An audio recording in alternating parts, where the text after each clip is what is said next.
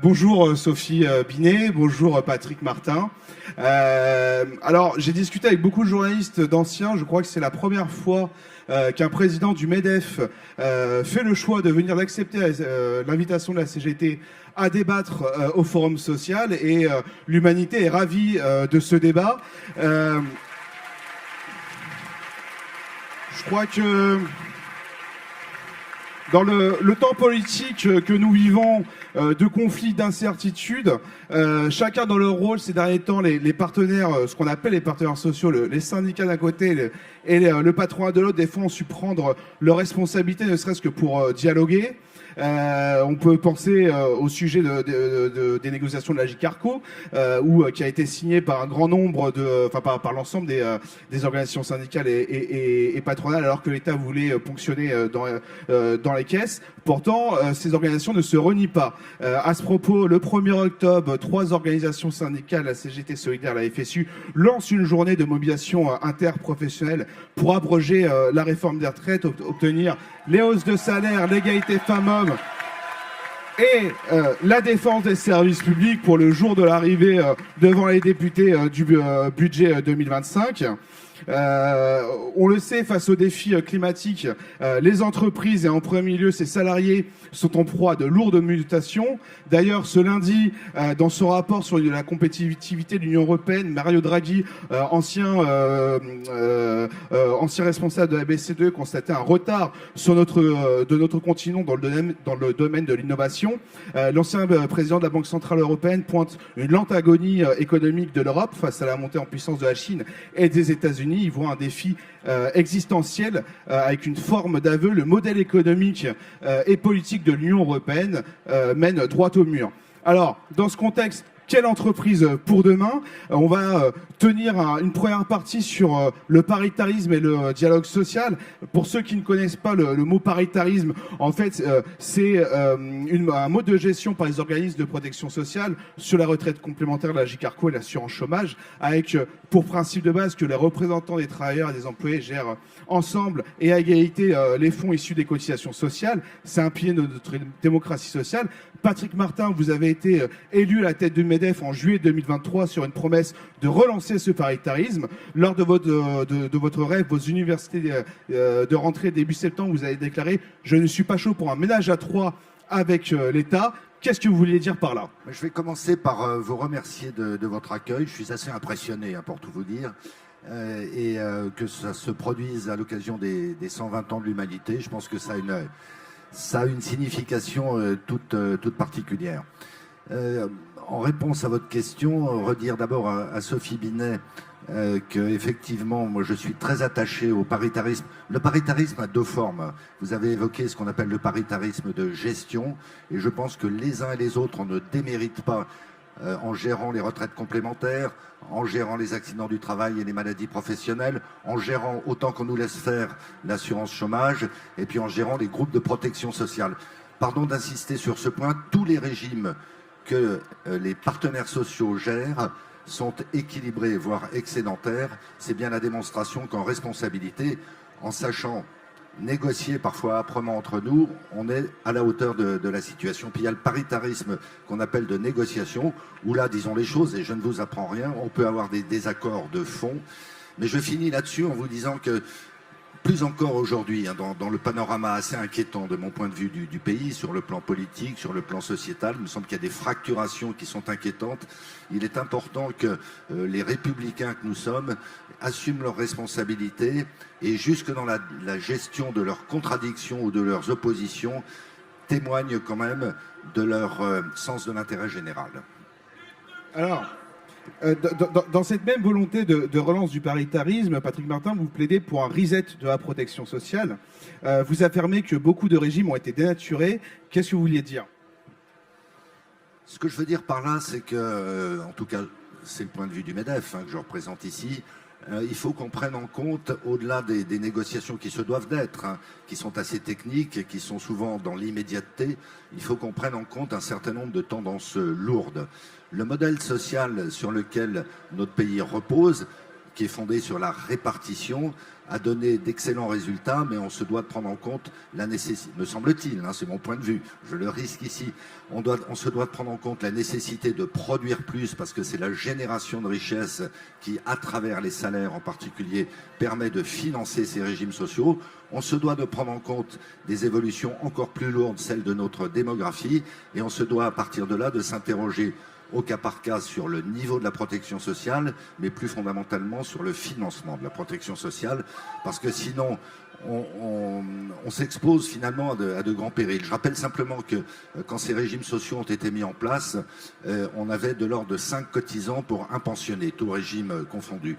Dorénavant, on est à 1,7 cotisants pour un pensionné sur les retraites, et la démographie, c'est une chose qu'on ne corrige pas du jour au lendemain. À un moment donné, on risque d'être en situation de faillite. C'est de notre responsabilité, si on veut rester gestionnaire de ces régimes sociaux, d'anticiper ces évolutions et autant que possible d'un commun accord d'imaginer des solutions alternatives. Alors on va éviter d'interpeller les uns et les autres. Vous parlez du financement, mais quelle place pour la cotisation sociale, qui est la base du financement de nos retraites, par exemple? Non, j'ai probablement pas été assez clair. C'est exactement ce que je voulais dire. C'est pas très compliqué. À un moment donné, soit on augmente les cotisations pour les entreprises, pour les salariés, soit on dégrade les prestations, soit on creuse des déficits. Et moi, j'entends bien tous les débats qui se doivent d'être, en particulier sur le financement des retraites ou les régimes de retraite d'une manière générale. Moi, ce qui me préoccupe, c'est qu'on trouve des solutions robustes, financièrement, économiquement, socialement robustes, pour que dans la durée, on pérennise ces régimes et qu'on continue à assurer aux pensionnés des prestations satisfaisantes, sans venir amputer le pouvoir d'achat, sans venir amputer la compétitivité des entreprises. Et je reviens à ce que je disais tout à l'heure, notre pays se doit de produire. Alors, Sophie Binet, ces dernières années, le dialogue social a conduit à un mieux-disant en faveur du patronat. En règle générale, les discussions lors des négociations liées au paritarisme, mais aussi de ce qui débouche à des années, se font sur la base de documents de travail édités par le patronat. Cette méthode de travail doit-elle évoluer? Et une question un peu toute bête, mais est-ce que la CGT croit au dialogue social? Alors, moi, je voulais d'abord remercier Patrick Martin d'être ici parmi nous, parce que je crois que dans la grave crise démocratique qu'on vit aujourd'hui, on vit aussi la crise de la langue de bois. La langue de bois, on la vit toutes et tous dans nos entreprises, avec des directions qui disent l'inverse de ce qu'elles font et avec des grands discours complètement déconnectés de la réalité. Donc là, moi, ce que je souhaite aujourd'hui, c'est d'abord d'avoir un échange franc, et je vous remercie parce qu'on va l'avoir. Et puis la deuxième chose, pourquoi est-ce qu'on a besoin d'avoir un échange franc? Parce qu'il y a des attentes des travailleurs et des travailleuses qui sont énormes. Et donc, j'ai bien entendu votre appel à la réouverture de la négociation. Je pense que votre présence ici s'inscrit dans ce cadre-là. Et moi, ce que je vous propose, c'est qu'on commence justement ces négociations dans un lieu neutre comme la fête de l'UMA.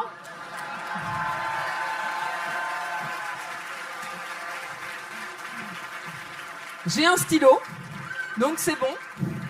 J'espère que vous avez le chéquier et tout va bien se passer.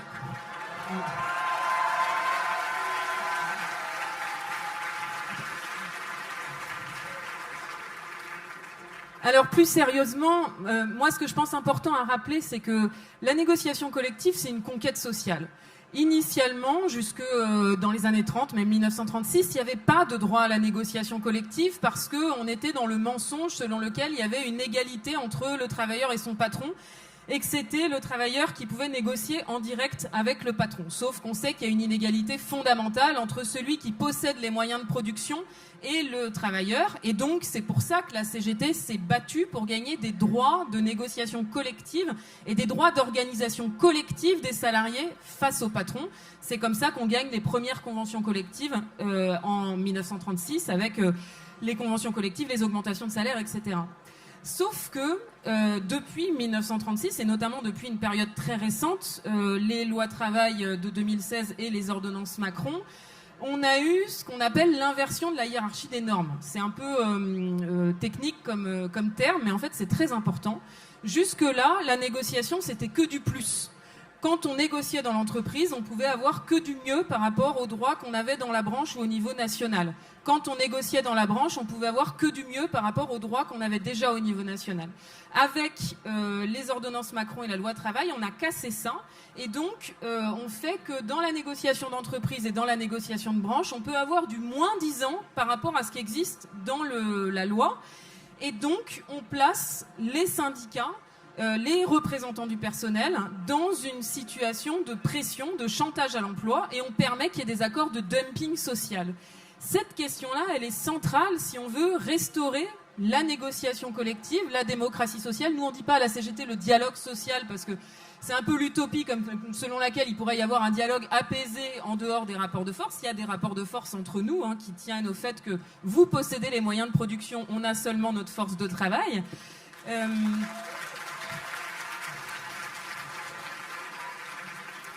Et donc, pour que la négociation collective elle puisse reprendre son rôle, on a besoin de rétablir la hiérarchie des normes. C'est pour ça qu'il faut revenir sur les ordonnances travail qui, y compris d'un point de vue économique, créent le désordre. Parce que du coup, ça crée des possibilités de dumping qui sont malsaines. C'est pas pour rien qu'on a créé les branches pour réguler les choses, réguler la concurrence.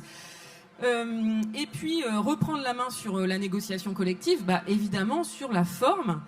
En fait, l'exemple, je faisais la blague tout à l'heure, parce qu'aujourd'hui, la façon dont se passent les négociations, c'est un peu comme si, effectivement, je vous demandais de négocier avec moi ici, aujourd'hui. Nous, quand vous nous demandez de négocier, on négocie au siège du MEDEF, sous la présidence du MEDEF, avec un secrétariat qui est assuré par le MEDEF, des convocations, des ordres du jour, etc. Donc c'est à peu près aussi déséquilibré, même beaucoup plus, que si on négociait ici. Donc, il faut qu'on revoie les règles ensemble pour avoir une négociation plus équilibrée.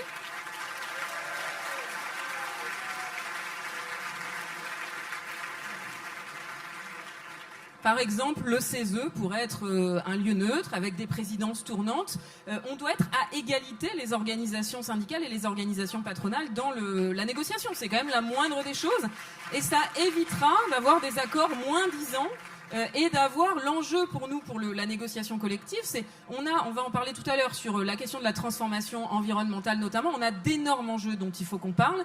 Il y a besoin d'avoir des accords interprofessionnels qui soient forts. Et aujourd'hui, pourquoi est-ce que la CGT, elle signe assez peu d'accords interprofessionnels ? Parce qu'en fait, il n'y a rien dans ces accords interprofessionnels, il n'y a rien de normatif, il n'y a rien qui permet de créer des droits nouveaux pour les travailleuses et les travailleurs, créer des solidarités en plus entre les donneurs d'ordre et les sous-traitants. Donc on a besoin de restaurer la place de la négociation collective. Je ne sais pas si je peux continuer, je continue. Moi, j'ai relevé avec intérêt ce que vous avez dit sur la réussite, les très bons résultats de notre système par répartition. Donc je le note, on va compter les points. Donc ça, on a déjà marqué un premier point. Très bons résultats du système par répartition, donc retraite et chômage notamment. La question des ressources, moi je suis d'accord, c'est une question majeure dont il faut pouvoir parler. Sur la question de la réforme des retraites, la CGT a plein de propositions.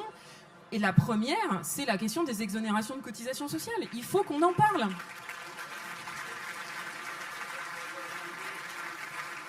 « 73 milliards chaque année d'exonération de cotisations sociales. C'est un montant qui a été multiplié par 4 depuis les années 2000. Dans le même temps, notre industrie, elle a chuté. Donc on voit que multiplier les exonérations de cotisations sociales, ça n'a pas permis d'améliorer la place de notre industrie. Et ça a un impact sur le paritarisme. J'ai entendu avec intérêt ce que vous disiez sur l'attachement au paritarisme. Et on a signé ensemble un accord sur l'Agirc-Arrco. D'ailleurs, je pense je regrette que vous n'ayez pas eu la même position en matière d'assurance chômage pour tenir tête face à l'État. Mais en fait, sur le paritarisme, il faut joindre les mots aux actes.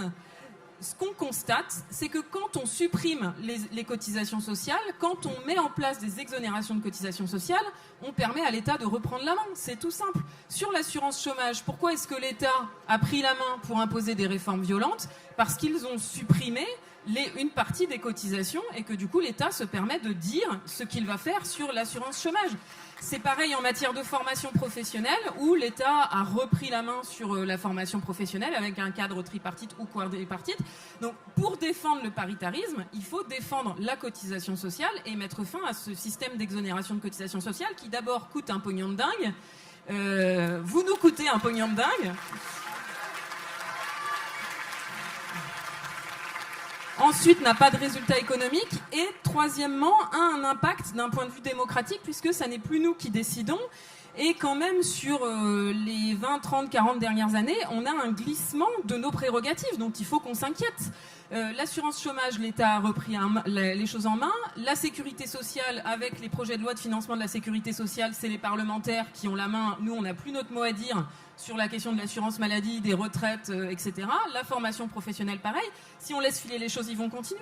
Et pour garder la main, il faut financer par la cotisation sociale. Et donc, on a besoin de clarification de votre part sur ce point.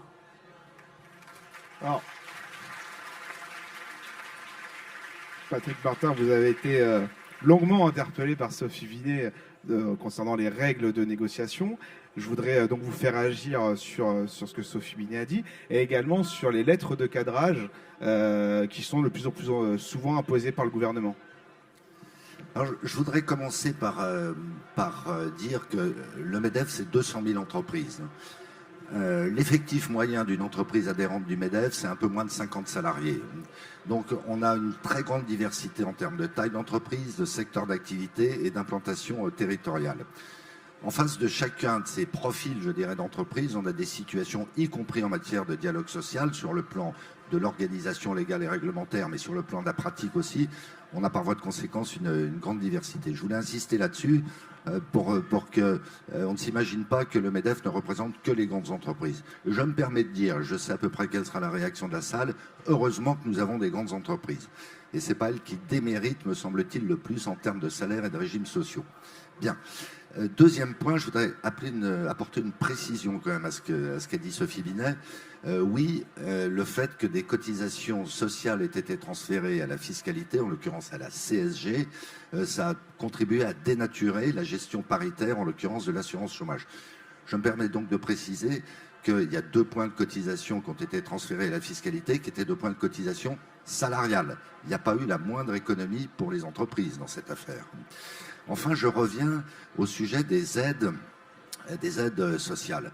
De fait, le montant de ces aides a beaucoup augmenté, mais je voudrais là aussi, pour qu'on parle, de la manière la plus objective possible, bien sûr, dans le respect et la considération, je voudrais quand même rappeler que les entreprises françaises, déduction faite de ces aides, de l'ordre de 70 milliards d'euros, les allègements de charges, les entreprises françaises demeurent les plus taxées d'Europe. Si on fait, c'est de l'ordre de 10,2% du produit intérieur brut. Si on se compare à l'Allemagne, c'est 3 points de plus que ce que supportent les entreprises allemandes. Pour être tout à fait concret, ça veut dire 100 milliards, toutes choses égales par ailleurs. Ça veut dire que les entreprises françaises, malgré ces allègements de charges, malgré d'autres aides que la collectivité publique peut leur apporter, supportent encore à ce jour 100 milliards d'euros de charges de plus que leurs concurrentes allemandes. Et à la fin des fins, je reviens quand même à mon point de départ.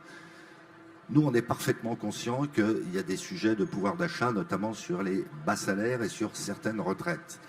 Mais, à un moment donné, si collectivement, on ne se donne pas les moyens de réindustrialiser notre pays, c'est enclenché, malgré tout, si on ne se donne pas les moyens de réduire la fracture territoriale, si on ne se donne pas les moyens d'augmenter le niveau de qualification, notamment par les formations, et par voie de conséquence, avec des investissements, d'améliorer la productivité, si on ne se donne pas les moyens de décarboner notre pays, à un moment donné, on ne fait que gérer la pénurie, et ça conduit à quoi ? Ça conduit à des tensions, ça conduit à des incompréhensions, mais ça n'aboutit pas à une solution. Il faut produire plus dans ce pays. Alors, concernant le dialogue social, un accord national interprofessionnel sur le partage de la valeur a été signé en mars 2023, en plein mouvement social contre la réforme des retraites et après un an de discussion. Cet accord se conclut par, dans un moment inflation par comment ça s'appelle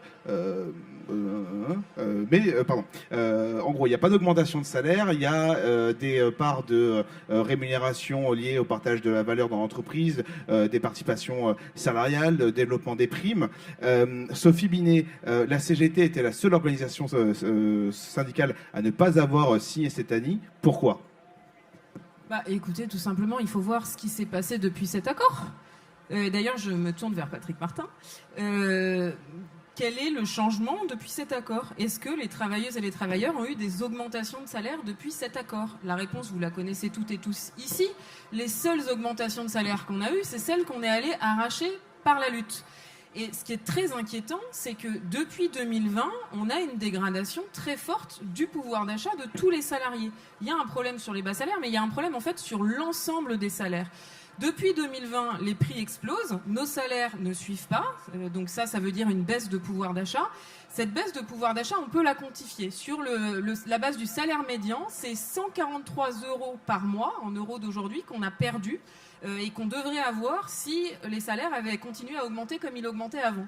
En gros, on est revenu au niveau de salaire qu'on avait en 2012. La perte de pouvoir d'achat depuis 2020 a annulé toutes les augmentations de salaire qu'on avait obtenues depuis 2012, parce qu'évidemment, qui dit croissance, normalement, dit augmentation de salaire régulière chaque année. La situation, c'est celle-là. Donc évidemment, il y a un problème sur les bas salaires, notamment les femmes qui sont scotchées au SMIC, qui sont beaucoup plus nombreuses à être à temps partiel, mais il y a... Voilà. Et d'ailleurs, une question, l'égalité salariale, c'est pour quand, Monsieur Martin ?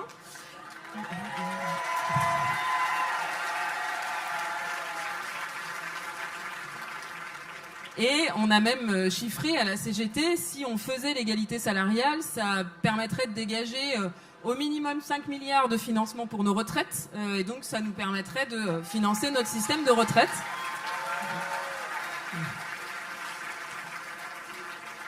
Donc bon, voilà la raison pour laquelle on n'a pas signé cet accord.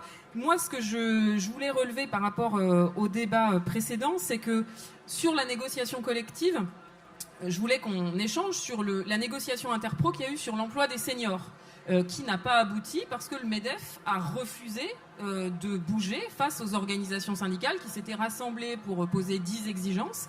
Et en face, on s'est retrouvé avec un MEDEF qui d'abord voulait nous imposer des reculs et puis ensuite refusait de bouger quoi que ce soit. Moi, j'ai relevé avec beaucoup d'intérêt le fait que vous souhaitiez réouvrir cette négociation. C'est une négociation qui est très importante sur l'emploi des seniors et sur les départs anticipés pour pénibilité, puisque aujourd'hui, on nous impose de travailler plus longtemps, mais il n'y a aucun dispositif en place pour aménager les fins de carrière. La question, c'est dans quelles conditions ? Si c'est pour reprendre la négociation comme on l'a laissé en avril, on ne va pas aller bien loin. Donc, reprendre la négociation, oui, mais il faut que la partie patronale soit prête à bouger en direction des salariés sur les aménagements de fin de carrière, les départs anticipés pour pénibilité. Et la deuxième chose que je voulais dire, c'est que cette négociation, elle est très importante parce que derrière, il y a la question de l'assurance chômage. Et les organisations syndicales, on a été très en colère en avril de l'absence de débouchés de cette négociation sur l'emploi des seniors parce que derrière, ça a permis à l'État de reprendre la main sur l'assurance chômage et que ça, vous le saviez. Et il ne peut pas y avoir de discours à géométrie variable sur la question du paritarisme. Soit on le défend tout le temps et on se donne les moyens de le défendre, soit non. Là, nous, on est favorable, la CGT, à reprendre cette négociation pour qu'on puisse reprendre la main sur l'assurance chômage, pour pouvoir empêcher la mise en œuvre de la réforme dont nous avons obtenu la suspension. Vous vous en souvenez de cette réforme, la réforme la plus violente de toutes les réformes de l'assurance chômage qui nous avait été imposée. 1 million minimum de personnes privées d'emploi qui étaient soit exclues de l'assurance chômage, soit avec des droits baissés. Donc c'est pour ça que c'est très important que cette négociation sur les seniors s'ouvre, qu'on puisse conclure un accord, de façon à ce qu'on reprenne la main sur la question de l'assurance chômage pour avoir un autre accord. Et sur la question de l'assurance chômage, je suis tout à fait d'accord avec vous sur le fait qu'il faut réfléchir sur le plan des recettes. Nous, on a une proposition toute simple, c'est qu'aujourd'hui, l'assiette des cotisations sur l'assurance chômage n'est pas la même que sur l'Agirc-Arrco. Les salaires de plus de 4 fois le plafond de la Sécu ne cotisent pas sur l'entièreté de leur salaire pour l'assurance chômage alors qu'ils cotisent pour l'Agirc-Arrco. Et donc notre proposition, c'est de déplafonner les cotisations chômage pour l'assurance chômage, pour que les hauts salaires cotisent pour l'assurance chômage. Selon la Cour des comptes, ce serait 800 millions d'euros. 800 millions d'euros en termes de capacité à créer des droits supplémentaires, c'est énorme. Et c'est très important parce que là, on va en parler tout à l'heure sur la situation de l'industrie, on est très inquiet des licenciements qui se multiplient. Avec beaucoup de salariés dans cette salle pourraient en témoigner, des plans de licenciement en cours. Donc il y a besoin d'avoir une meilleure protection assurance chômage pour avoir aussi de vrais temps de formation pour pouvoir se reconvertir, retrouver du boulot. Donc est-ce que vous êtes prêts à examiner cette proposition? L'intérêt de cette proposition, pour finir, c'est que les hauts salaires, parce que 4 fois le plafond de la Sécu, je pense qu'il n'y a personne dans cette salle qui le gagne, donc ça fait plus de 15 000 euros par mois. Ces hauts salaires, ils sont dans les plus grandes entreprises. Donc ça permettrait en plus de mettre à contribution les plus grandes entreprises qui ont de la marge de manœuvre pour augmenter un peu leur cotisation sociale, et ça permettrait d'avoir un peu d'air pour notre assurance chômage.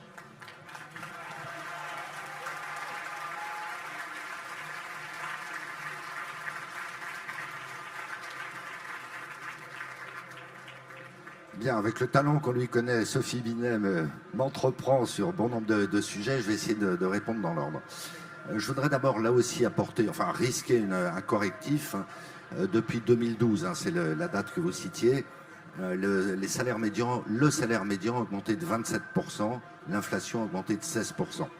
Donc il y a bien eu des gains salariaux. Premier point. De 2012 à 2020 Non, mais, de 2012 à 2020 Non, à 2022. Mais depuis 2022. Ça baisse. Ensuite, l'entreprise, c'est un corps social.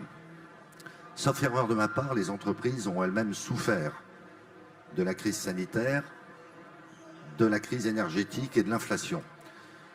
Les marges des entreprises actuellement sont en train de se dégrader significativement. Pardon d'être un peu dans le détail technique, le taux de marge des entreprises françaises a perdu 3 points entre 2023 et 2024. Il se situe 8 points en dessous du taux de marge des entreprises allemandes.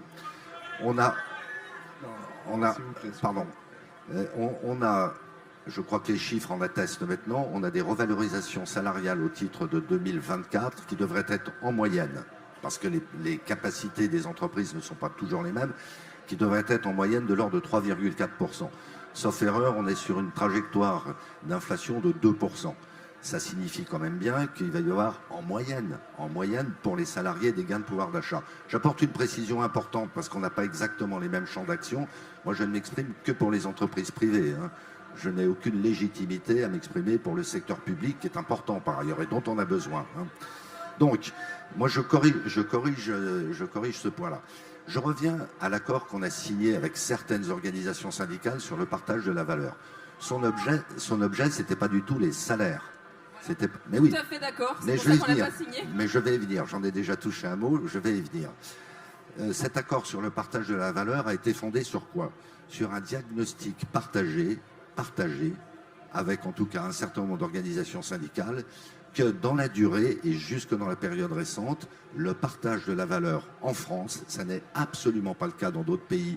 Je pense en particulier à des pays anglo-saxons, la Grande-Bretagne et les États-Unis, pour ne pas les nommer. Ce partage ne s'est pas déformé au détriment des salariés, et c'est encore vrai, les chiffres viennent de tomber sur le premier semestre 2024, la part entre les dividendes et les salaires est restée exactement la même. Alors il y a quelques cas très emblématique, et vous ne vous privez pas d'en parler, et je le comprends, où il y a des dividendes très importants qui ont été versés. Sur la moyenne des entreprises françaises, je rappelle que le MEDEF, c'est 200 000 entreprises, il n'y a pas plus de dividendes aujourd'hui qu'il y a 2 ans, qu'il y a 4 ans, et même qu'il y a 20 ans. Ça mérite quand même d'être souligné. Ensuite, on s'est accordé sur de nouveaux outils de partage de la valeur. Par exemple, l'obligation de mettre en place une participation dans les entreprises de 10 à 50 salariés. Le patronat a signé ça. On a mis en place un nouvel outil auquel je crois beaucoup et que je vais mettre en place dans ma propre entreprise, qui permet d'associer les salariés au capital. Donc, on ne peut pas dire que cet accord n'a servi à rien, mais son objet, je le redis, n'était pas de parler de salaire. Les salaires, c'est du ressort de l'entreprise et des branches, pas de l'interpro. On est d'accord là-dessus? Je ne suis pas d'accord. Non, mais c'est la loi. Le SMIC, c'est interprofessionnel. Ah non, mais le SMIC, c'est l'État. Oui, mais la question des salaires, on doit pouvoir en parler aussi au niveau interprofessionnel. Entre partenaires sociaux, les salaires se négocient dans les branches et dans les entreprises. Pardon Sophie d'insister là aussi, Il n'y a jamais eu autant d'accords signés dans les entreprises, près de 90 000.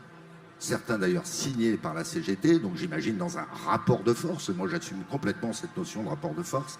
Donc près de 90 000 accords signés en entreprise, la plupart portent sur les salaires. Et il y a un certain nombre d'accords de branche qui ont été signés, dont certains par la CGT, donc j'imagine là aussi dans un rapport de force.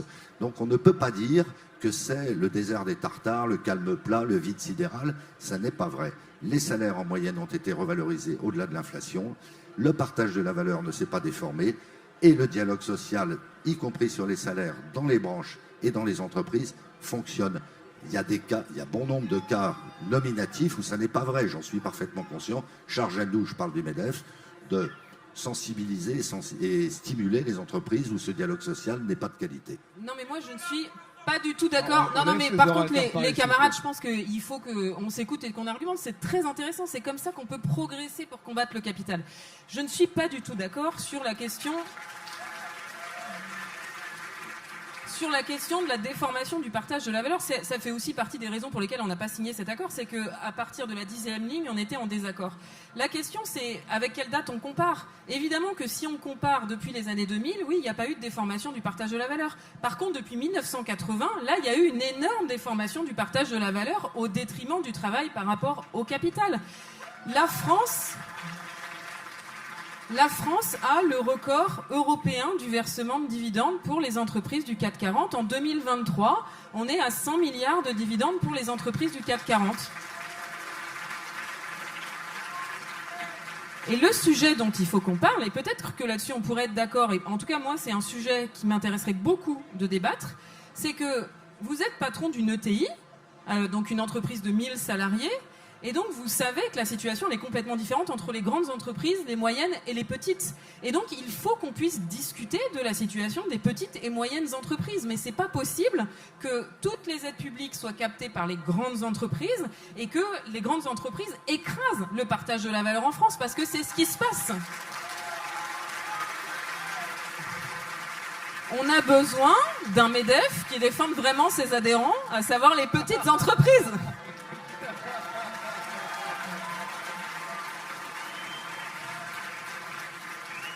Et puis je voulais dire une dernière chose, bon tout le monde dans cette salle le sait, que la CGT signe 80% des accords en entreprise. Mais pourquoi ? Parce que ce chiffre intègre les accords de fin de conflit. Donc évidemment tout cela, ce sont d'excellents accords dans lesquels on gagne de belles augmentations salariales parce qu'on a fait une grève avant qui a permis d'arracher de belles augmentations salariales.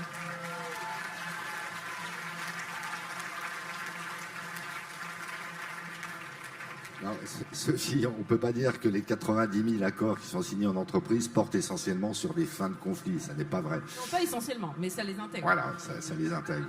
Bon. Ça me vaut d'ailleurs d'attirer votre attention sur un point qui, et là je crois qu'on partagera, qui est la fragilité de la conjoncture actuellement.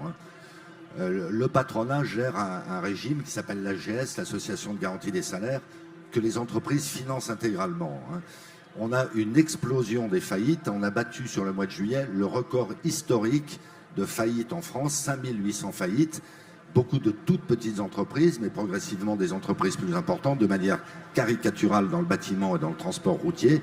Mais ça commence à toucher également des entreprises d'une certaine taille dans l'industrie. C'est quand même 2 milliards d'euros que les entreprises vont payer, et c'est le moins qu'on puisse faire pour accompagner les salariés des entreprises en difficulté. Une entreprise en difficulté, ça veut aussi dire des actionnaires et un dirigeant en difficulté. Moi, je vois bien dans nos rangs, il y a des gens, alors je ne vais pas vous faire pleurer là-dessus, mais moi, ça me fait pleurer. Des gens qui ont consacré toute leur vie, tout leur patrimoine, qui souvent n'ont jamais prélevé de dividendes et qui voient s'envoler en fumée le fruit d'une vie de travail en même temps que les emplois disparaissent. Ça, il faut aussi l'avoir en tête. Donc on a une situation conjoncturelle qui est quand même compliquée au niveau mondial, au niveau français plus particulièrement, et on ne peut pas en faire abstraction. Quand on parle d'amélioration des salaires, quand on parle de consolidation des régimes sociaux, quand on parle de finances publiques d'une manière générale, moi je suis dans mon rôle, je ne perds jamais de vue qu'à l'origine, tout ce qui finance l'économie, mais y compris la sphère publique, c'est le secteur privé, dont les salariés du secteur privé. Et donc si on met ça de côté en disant c'est pas un sujet et qu'à partir de là on se dit la conjoncture molle, les difficultés du bâtiment, du transport routier, c'est pas notre sujet. et qu'on dit il faut des augmentations de salaire, il faut consolider les régimes sociaux, à un moment donné, je suis désolé d'être un peu terre à terre, mais l'argent ne sort pas de nulle part. Mais là-dessus, on est tout à fait d'accord. Je pense que tous et toutes dans cette salle, on sait que l'argent, il sort de notre travail. Donc là, voilà. Eh bien, on a un nouveau point d'accord. C'est notre travail qui crée des richesses. Et effectivement, on est très inquiet par la conjoncture, mais il faut analyser la situation.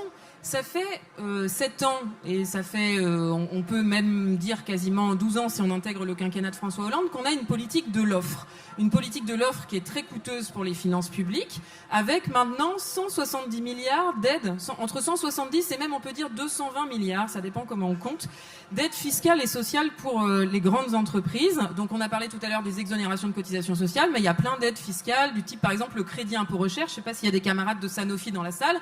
Bon bah, les camarades de Sanofi savent que Sanofi, en 10 ans, a eu 1 milliard de crédit impôt recherche et a divisé par 2 ses effectifs de chercheurs.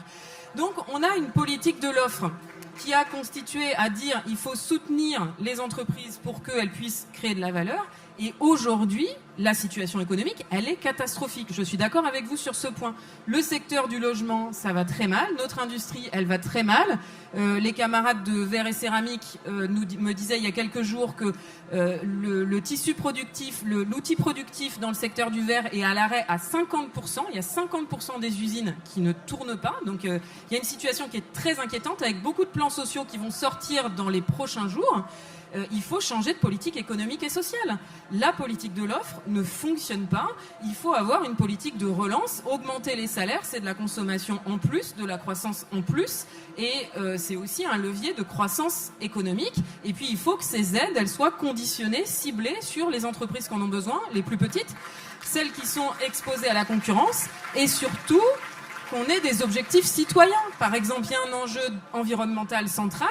Les entreprises qui jouent pas le jeu doivent pas avoir accès. Il faut que les aides, elles soient conditionnées à leurs responsabilités sociales et environnementales, évidemment. Alors, Patrick Martin, vous avez écrit concernant la situation économique aux nouveaux parlementaires dès juillet pour leur rappeler un certain nombre d'indicateurs. Que leur avez-vous dit? Et puis dans le même temps, vous avez rudement rejeté la proposition de porter le SMIC à 1 600 € portée par le nouveau Front populaire. Pour autant, le CAC 40 en 2023 a dégagé 153,6 milliards d'euros de bénéfices, dont 67,8 milliards sont partis dans les dividendes. Est-ce qu'il n'est pas temps de partager le gâteau ?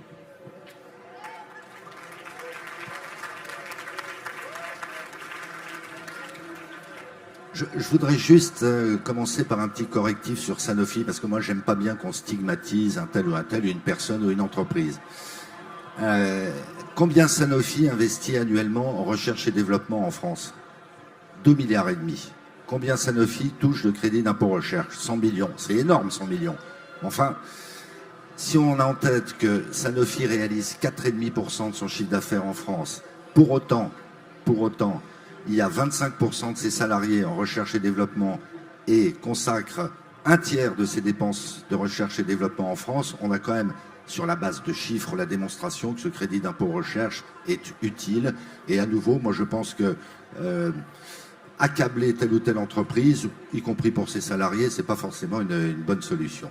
Ensuite, ces salariés sont accablés. Les salariés de Sanofi n'en peuvent plus des plans sociaux. Il y a encore des plans sociaux là actuellement des chercheurs. On a tous vu, c'était mardi dernier, l'inauguration de la nouvelle usine de Sanofi à Neuville-sur-Saône, dans le Rhône, près de chez moi. C'est un bijou technologique, c'est un investissement colossal et c'est comme ça que notre industrie va s'en sortir. C'est-à-dire par l'investissement dans l'innovation, dans la qualification, etc. etc. Je termine sur Sanofi, je ne suis pas stipendié par Sanofi, mais je tenais à le dire quand même. Alors là, je vais peut-être vous surprendre. Oui, il faut augmenter les salaires. Ah, ça, on le note. Alors, un président du MEDEF a applaudi à la fête de l'UMA, c'était pas écrit d'avance. Alors ça ne va peut-être pas durer. Bon. Non mais il faut augmenter les salaires. Ça suppose que nos entreprises soient plus performantes d'un côté et que d'autre part on revisite quand même nos régimes sociaux. J'ai un peu pointé le nez là-dessus tout à l'heure. Bon. Actuellement, au niveau du SMIC, si je ne me trompe pas, il y a encore 368 € de charges salariales. Cotisation, il dit. On Le dit public dit cotisation sociale. On dit cotisation sociale. Pas de charge. Oui, enfin, non, mais je veux pas jouer avec les mots. Non, mais de côté. Voilà. Non, s'il vous plaît, s'il vous plaît. On revient au débat. Non, mais à la fin, ça fait toujours 368 €, Sophie. Oui, mais ce sont des cotisations. Non, mais d'accord. Parce que le mot charge, en soi, n'est pas neutre, évidemment. Non, mais, pardon. C'est du salaire différé. Oui, à part que c'est de la répartition, est-ce que demain, on aura suffisamment d'actifs pour payer toutes ces charges sociales en Non, s'il vous plaît. en garantissant le maintien des prestations? Enfin, je veux dire, c'est pas la position du MEDEF, c'est une position arithmétique. Et moi, je suis ouvert à tout. Mais donc, pour nous, la solution, c'est que il faut investir plus. Il faut rehausser les niveaux de qualification. Moi, par exemple, je suis très déterminé, peut-être qu'on en parlera, à ce qu'on prolonge le système d'apprentissage, à ce qu'on réussisse la réforme des lycées professionnels en bonne intelligence avec les enseignants. Ce truc est un scandale national, le lycée professionnel. On a des gamins qui, pour beaucoup d'entre eux, sont égarés dans des filières de formation sans débouchés professionnels. Donc c'est un scandale sur le plan individuel, sur le plan sociétal, sur le plan économique. Et donc moi je suis très déterminé à ce qu'on aille au bout de cette réforme. Et je peux vous dire que je harcèle nos 200 000 adhérents en leur disant impliquez-vous dans l'orientation, accueillez ces jeunes en stage et recrutez-les le jour venu, parce qu'on aura à notre place contribué à ce qu'ils soient dans des voies d'excellence et des voies qui ont des débouchés professionnels. Donc vous voyez, c'est pas binaire, c'est pas les bons et les méchants, je pense qu'on a beaucoup de points de convergence. Sur les dividendes, quand on analyse, alors d'abord j'insiste, pardon, pour la 3e fois sur le fait que le MEDEF, ça n'est pas que le CAC 40, mais que pour autant on est bien content d'avoir les entreprises du CAC 40. J'insiste sur 2 points. On a en France près de 3 millions de salariés actionnaires. Ayez en tête que ça représente 40% des salariés actionnaires à l'échelle européenne. On est le pays en Europe où il y a le plus de salariés actionnaires. Où ces salariés sont-ils massivement? Dans les entreprises du CAC 40. Donc, j'ai la faiblesse de croire que quand il y a des distributions de dividendes, il y en a également pour eux. Et dans certaines entreprises, la part détenue par les salariés est très importante.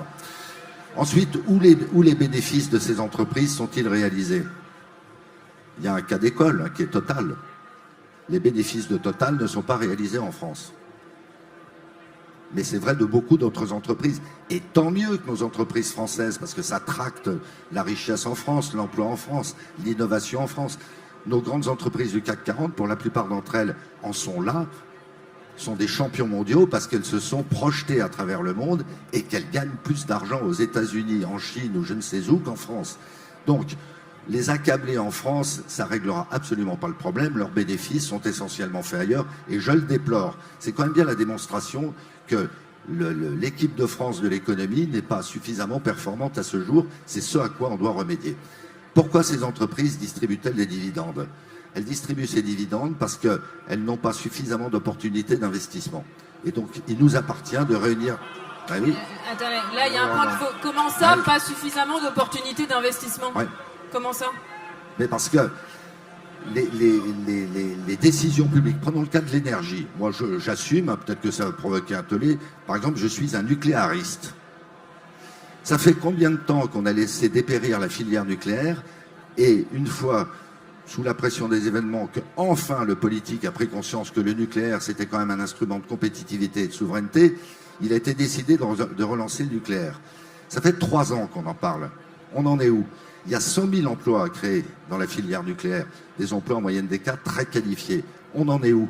Et donc le politique tourne en rond sur ce sujet comme sur beaucoup d'autres, et ben c'est autant d'opportunités d'investissement qui ne se déclenchent pas. Voilà, c'est une illustration. Non, mais sauf que...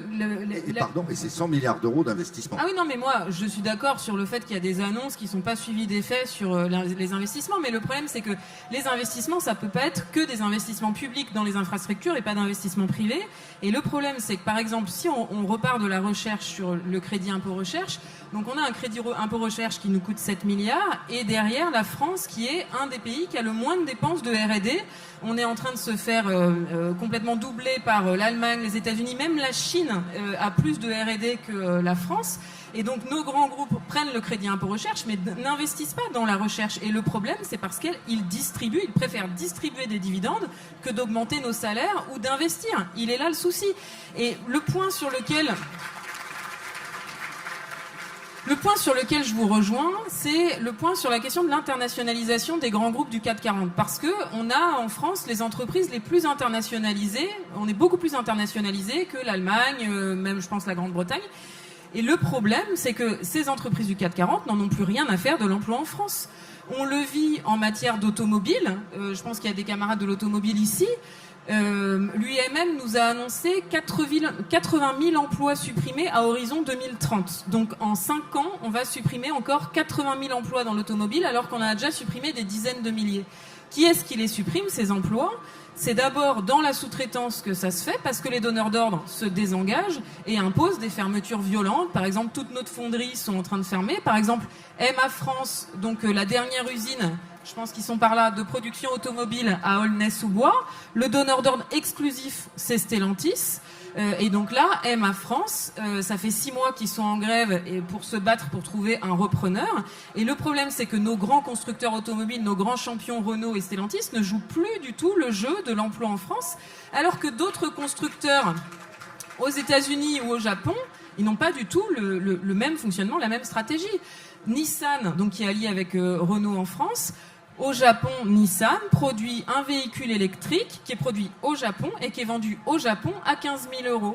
En France, Renault comme Stellantis refusent de produire en France un véhicule électrique à bas coût qui permettrait à la fois de produire en France et à la fois de pouvoir consommer français, parce que les véhicules électriques qu'on nous vend, ils sont juste inaccessibles pour le commun des mortels.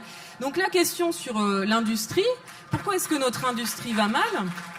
Parce qu'on laisse la bride sur le cou des multinationales et qu'on leur donne les pleins pouvoirs sur l'industrie. On a besoin d'avoir un État stratège qui s'impose sur les questions industrielles, le fait de constituer des vraies filières industrielles. En Allemagne, par exemple, il y a une solidarité beaucoup plus importante entre les donneurs d'ordre et les sous-traitants, c'est ça qui fonctionne. On l'a en France un tout petit peu sur l'aéronautique. Et le problème, c'est qu'on l'a pas du tout, par exemple, sur l'automobile. Et c'est ça qu'il faut travailler. Et pour ça, il y a aussi des changements de gouvernance, comme vous dites, à mettre en place, notamment sur le fonctionnement des comités de filière au niveau du Conseil national de l'industrie. Il y a des comités de filière thématiques. Par exemple, le comité de filière sur le médicament, c'est Sanofi qui le préside. Donc à chaque fois, c'est la multinationale, le donneur d'ordre, qui a la main pour orienter les aides publiques pour lui. Il faut permettre aux ETI, aux PME, il faut les mettre au centre de notre stratégie industrielle et que l'État s'affirme face aux grands groupes du CAC 40 pour leur rappeler qu'ils sont français quand même. Et donc ça veut dire payer des impôts en France et avoir aussi des responsabilités sociales par rapport à la situation en France.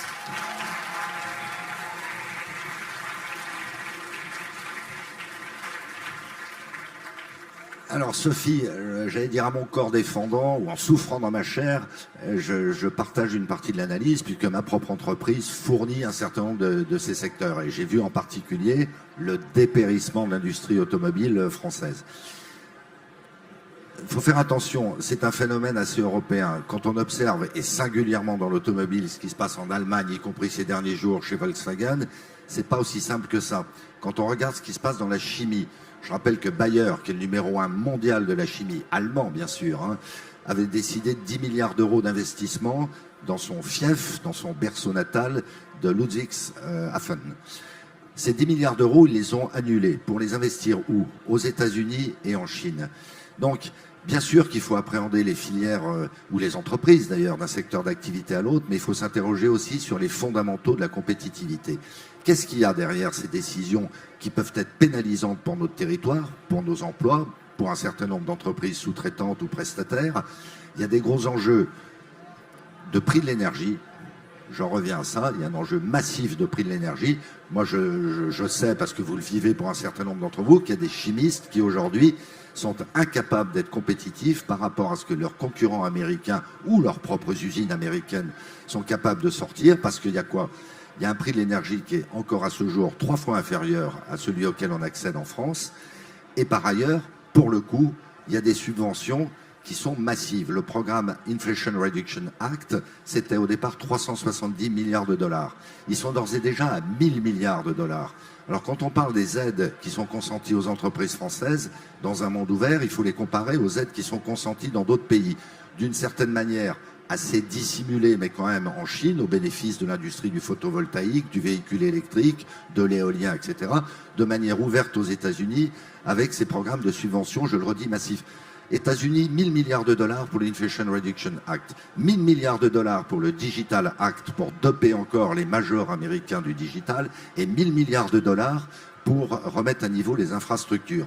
Alors nous, si on était dans un monde à part, en France, on pourrait raisonner comme ça en se disant il faut maintenir en France les entreprises. Mais on ne lutte pas à armes égales et on est dans un monde ouvert. Il y a 20% des salariés français qui travaillent pour l'exportation. On se dit dans un raccourci, la France ferme ses frontières comme ça, c'est nous qui produirons nos voitures, c'est nous qui produirons nos panneaux photovoltaïques, c'est nous qui produirons nos pompes à chaleur. Très bien, ça vaudra tout de suite beaucoup plus cher et à la fin des fins, il y a quand même des consommateurs et il y a 20% de nos emplois qui disparaîtront parce que faut pas rêver. Les pays dont on interdirait l'importation en France, réciproquement, nous dirait, chers amis, vous n'exporterez plus chez nous. Alors ça peut être des producteurs de l'agroalimentaire, on a le cas avec la Chine actuellement, dans les vins et spiritueux, dans le lait, etc. Donc il faut quand même qu'on appréhende tous ces sujets-là. Et pardon de me répéter, moi je pense que notre vrai enjeu collectif, c'est par l'investissement, c'est par la formation, c'est par la qualité du dialogue social qu'on élève le niveau de production dans notre pays, ce qui générera de la richesse. Sinon, on n'aboutira à rien. Mais tout à fait d'accord, mais où sont l'investissement? Où est l'effort de formation? L'investissement des entreprises dans la formation professionnelle a baissé depuis 10 ans. Si, depuis il y a maintenant que l'obligation a baissé en matière de financement de la formation professionnelle, la part de la masse salariale a baissé dans le financement de la formation professionnelle. Moi, je voulais rebondir sur plusieurs points. Sur la question du prix de l'énergie, oui, il y a un problème sur le prix de l'énergie. L'énergie est beaucoup trop chère en France à cause du marché européen où on spécule sur le prix de l'énergie. Donc il faut sortir les prix de l'énergie de la spéculation, revenir aux tarifs réglementés qui sont très importants et pour les ménages et pour les entreprises, que ça permet d'avoir une anticipation. Et la CGT de l'énergie a fait une proposition, si on sortait les prix du mécanisme de fixation qui est imposé au plan européen, mais on peut en sortir en Espagne, c'est ce qu'ils ont fait, ça permettrait de garantir à tout le monde le prix de l'énergie au prix des heures creuses aujourd'hui, tout en ayant de l'autre côté une enveloppe pour l'investissement, parce qu'il faut aussi transformer notre appareil productif, investir et décarboner notre énergie dans le nucléaire et dans le renouvelable. Ensuite, sur la question de la comparaison avec la Chine et les États-Unis, oui, c'est des comparaisons très intéressantes. Qu'est-ce qui se passe en Chine et aux États-Unis? Il y a des vraies stratégies industrielles sur le produire en Chine ou le produire aux États-Unis. On a, l'année dernière, à la fête de l'UMA, on était avec les camarades de Valdune. Donc Valdune, c'est la dernière entreprise qui produit des roues et des essieux de train qui est dans le Nord, qui se battait contre leur fermeture. On a fait une lutte magnifique, on a réussi à maintenir la production. Sauf que le projet CGT, c'était que ça soit Alstom qui reprenne Valdune. C'était logique, c'est quand même le grand constructeur du ferroviaire français. Eh bien, Alstom a refusé de reprendre Valdune alors que c'est un groupe français. En Allemagne, je pense que ça ne se serait pas passé comme ça, parce que en Allemagne, il n'y a pas un seul train de la Deutsche Bahn qui roule avec des roues qui ne sont pas fabriquées en Allemagne. Il y a besoin qu'on relocalise notre industrie et qu'on développe les circuits courts. Et moi, je pense qu'il faut aller au bout de la discussion sur le libre-échange. On est à un moment, ça fait aujourd'hui on mesure la catastrophe du libre-échange sur nos sociétés d'un point de vue économique et social, mais aussi d'un point de vue démocratique, parce que cette question du libre-échange, c'est aussi ce qui explique la montée de l'extrême droite en France. C'est toutes les fermetures d'usines parce qu'on a mis les Français en concurrence avec les Chinois. C'est aussi ça qui fait que les ouvriers, soit ils votent pas, soit ils votent pour l'extrême droite en se trompant d'ennemis. Mais donc, sur la question du libre-échange, aujourd'hui, et d'un point de vue social et d'un point de vue environnemental, il faut tirer les leçons et il faut développer les circuits courts, relocaliser notre industrie. Et oui, ça veut dire que pour certaines productions, ça coûtera plus cher, mais ça permettra aussi de développer l'emploi, d'augmenter les salaires, et donc qu'on puisse aussi toutes et tous être contents de pouvoir consommer du Made in France. Dans les années 70, même en 1980, 70% de ce qu'on achetait en France était produit en France. Aujourd'hui, c'est moins de 40%. Quand on veut s'acheter des vêtements produits en France, c'est juste impossible, il n'y en a pas. Quel que soit le prix du vêtement, de toute manière, il n'y en a pas. Et c'est ça qu'il faut développer avec aussi du Made in Europe et du Made in France. C'est pas que la France, même si il faut aussi mettre fin au dumping à l'échelle européenne, parce que comme on n'a pas les mêmes normes sociales, il y a beaucoup de dumping à l'échelle européenne. Mais le point sur lequel il faudrait travailler pour protéger notre industrie, c'est des normes sociales et environnementales pour protéger notre industrie et tirer vers le haut les droits sociaux et les droits environnementaux. Sinon, si le but c'est d'être en concurrence avec le prix du travail au Bangladesh, bonjour l'horizon de progrès. Et si c'est ça, pour défendre notre industrie, qu'il faut qu'on s'aligne sur la situation sociale au Bangladesh, on voit bien que ça ne va pas fonctionner. Donc ça ne peut pas être ça, notre horizon. Pour protéger notre modèle social et pour répondre aux défis environnementaux, il faut mettre des normes sociales et environnementales aux frontières, en France, en Europe, faire jouer la commande publique, avoir une vraie stratégie d'une Made in France, et ça veut dire une vraie politique industrielle. Oui, je suis d'accord.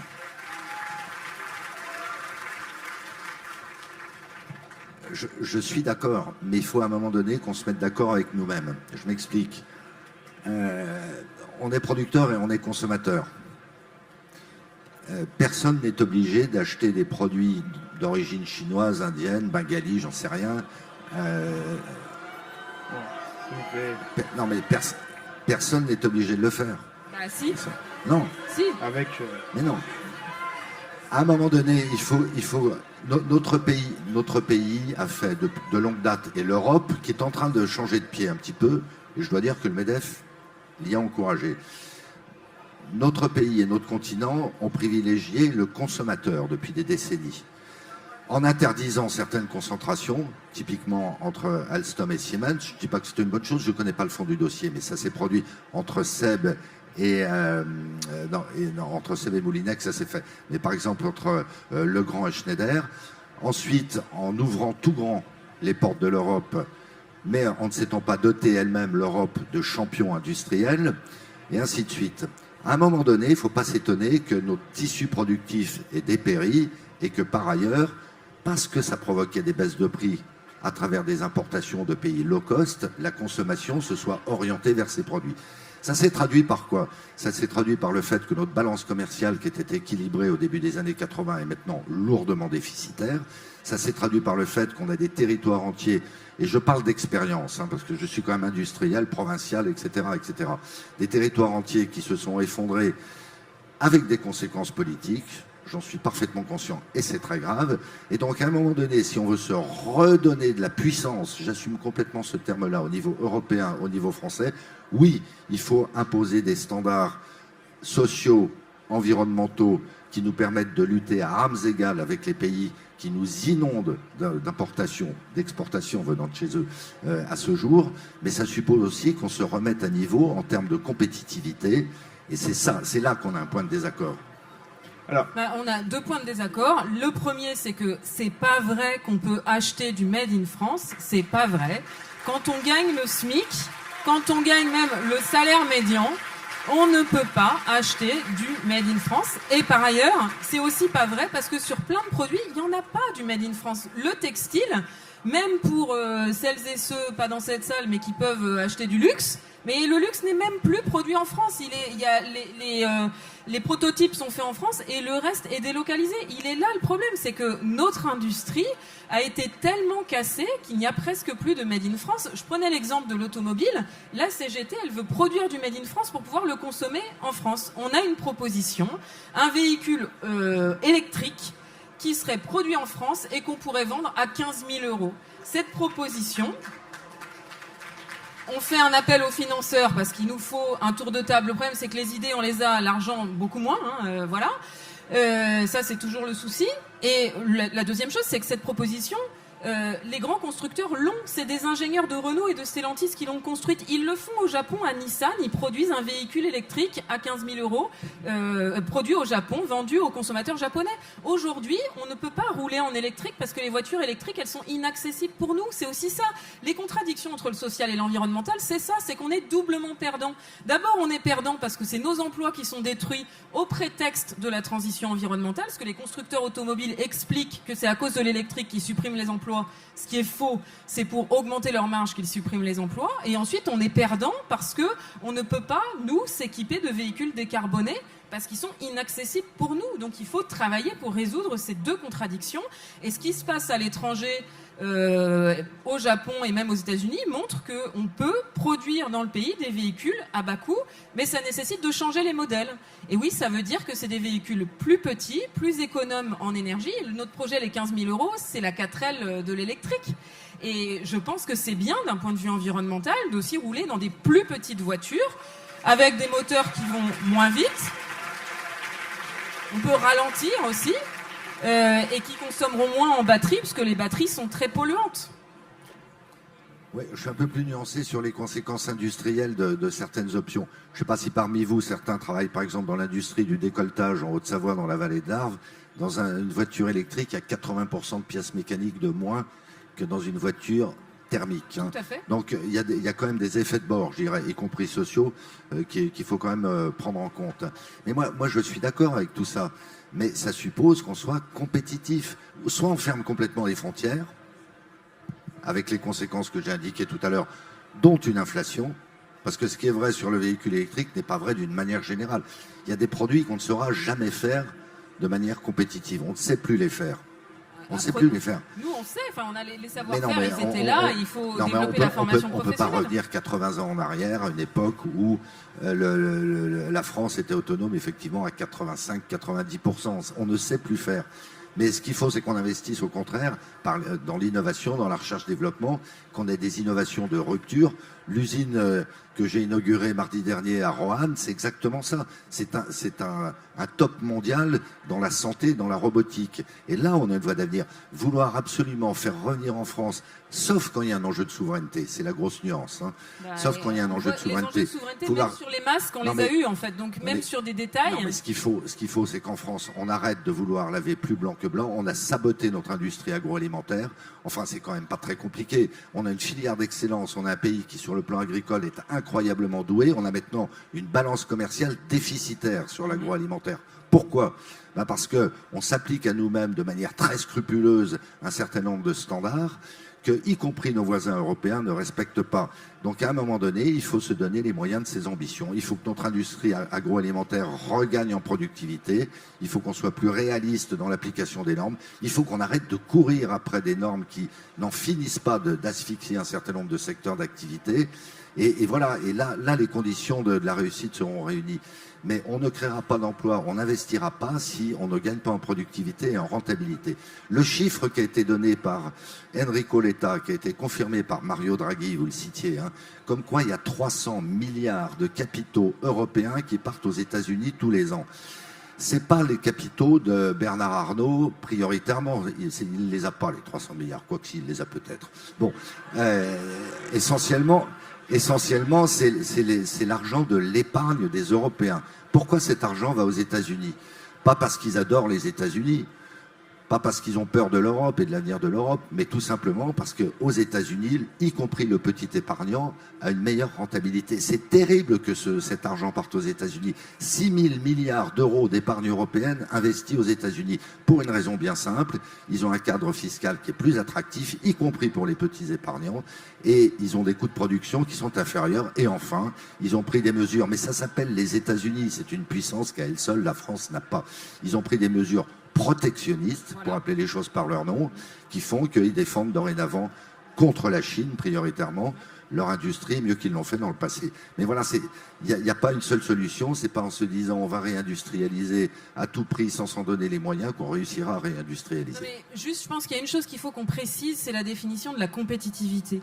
La compétitivité, c'est pas prioritairement la compétitivité que vous appelez la compétitivité coût sur le prix de notre travail. C'est pas comme ça que la France, elle sera plus compétitive en baissant le prix de notre travail. La France, si elle veut être compétitive, il faut effectivement qu'elle investisse dans la recherche, dans l'innovation, dans la formation, dans ses infrastructures, dans ses services publics. Et le problème aujourd'hui, il est là. C'est pour ça qu'on baisse en productivité. C'est qu'il n'y a pas ces investissements, et y compris que les entreprises privées ne font pas ces investissements. Donc il faut justement, c'est pour ça qu'on pense que le levier majeur, c'est la conditionnalité des aides publiques. Les conditionner vraiment à ces investissements, ça permettrait de changer la donne. Et la deuxième chose sur laquelle je voulais revenir, c'est, vous parliez de l'industrie agroalimentaire avec la question des normes. Les normes, il faut qu'on s'explique. C'est quoi les normes? Est-ce que c'est les normes sociales? Est-ce que c'est les normes environnementales? Bon, si c'est ça, pour nous, c'est pas des options. On ne va pas nous demander de renoncer à la question environnementale. Voilà, mais autant se préciser les choses. Parce que sur le conflit des agriculteurs, nous, on a eu un sentiment de... Bon, on peut s'en parler tranquillement, puisque ni vous ni nous n'étions vraiment directement autour de la table. Indirectement, on va dire. Mais un sentiment de hors-sujet. La question qui était posée par les agriculteurs, c'était quel revenu pour vivre face à l'industrie agroalimentaire qui capte une part toujours plus importante des richesses? Et la réponse qui a été celle du gouvernement et de l'agrobusiness guidé par la FNSEA, ça a été de dire il y a trop de normes environnementales. Mais les agriculteurs, la question environnementale, c'est une question centrale pour eux. Ils en crèvent. D'abord, ça pèse sur leur santé, et ensuite le dérèglement climatique, c'est ça qui, justement, entraîne les grandes difficultés de l'agriculture. Donc, c'est pas en baissant les normes agricoles qu'on va répondre à la situation de l'agriculture aujourd'hui. C'est en revoyant la chaîne de valeur dans l'agroalimentaire, puisqu'on voit bien qu'il y a un problème. Les profits de l'industrie agroalimentaire, ils ont doublé ces dernières années, quand dans le même temps, le revenu des paysans baisse et les prix pour les consommateurs explose. Donc le problème, c'est au milieu, la grande distribution et l'industrie agroalimentaire qui prend trop de marge. C'est là-dessus qu'il faut travailler. Patrick Martin, peut-être sur la conditionnalité des aides publiques. On rappelle pour le public qu'on parle de 175 milliards à 230 selon les modes de calcul. Faut-il les contraindre à des objectifs sociaux et environnementaux? Non, pardon, je reprends le chiffre que j'ai donné tout à l'heure, qui est établi, y compris par l'Inspection générale des finances. Les entreprises françaises supportent net de ces aides, dont je ne conteste pas l'existence, le plus fort taux de prélèvements sociaux et fiscaux en Europe. Allez, je vais être tout à fait transparent, à part au Luxembourg et à Chypre. Bon, j'ai un grand respect pour Chypre, enfin, c'est quand même pas une puissance économique mondiale. Donc,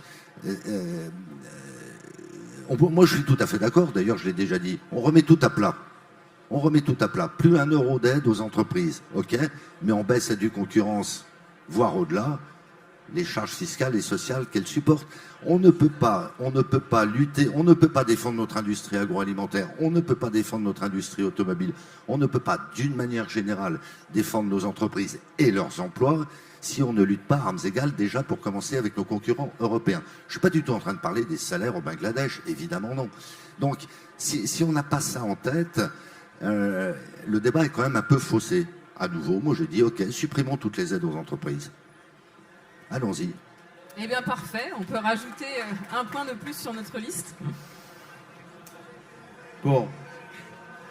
Alors, ce qui est bien, c'est que le fil de l'interview a totalement... Et pardon, j'ajoute une chose, parce que là aussi, bien sûr, les pourcentages, les trucs comme ça, c'est pas toujours très parlant. Les entreprises françaises acquittent, je vais dire supportent, je vais employer un terme plus neutre, acquittent 353 milliards d'euros par an d'impôts et de charges sociales. Bon, c'est quand même pas totalement... Cotisation. En fait... De cotisation. Wow.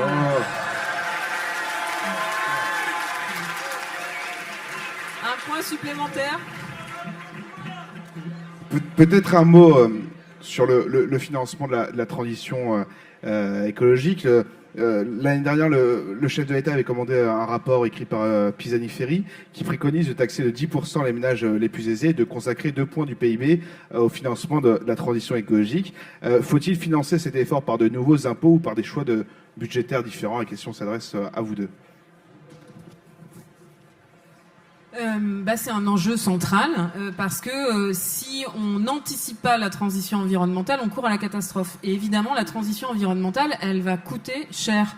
Donc oui, la transition environnementale, ça nécessite d'avoir un autre partage des richesses entre le capital et le travail pour pouvoir financer cette transition environnementale.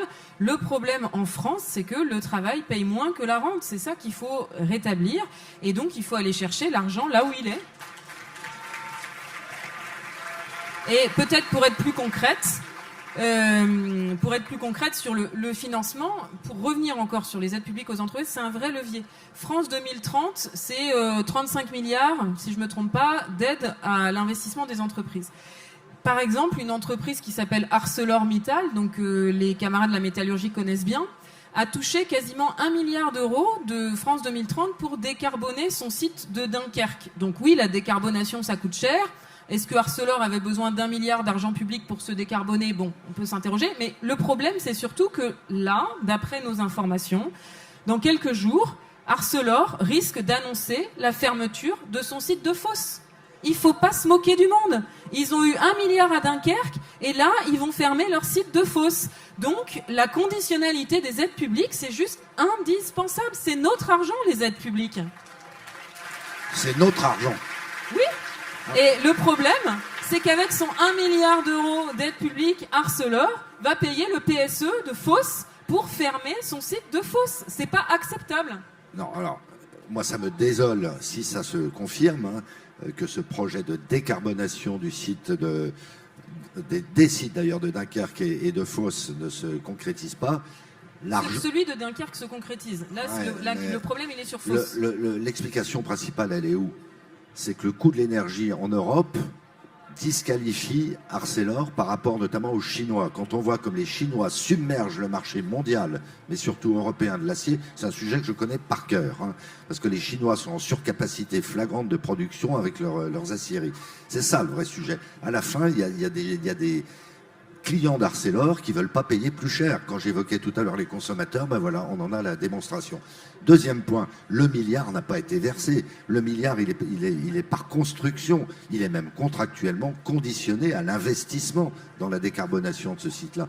Et quand on parle de la conditionnalité des aides, enfin, à de rares exceptions près, que d'ailleurs je suis curieux de connaître, les aides sont par nature conditionnées. On a parlé du crédit d'impôt recherche.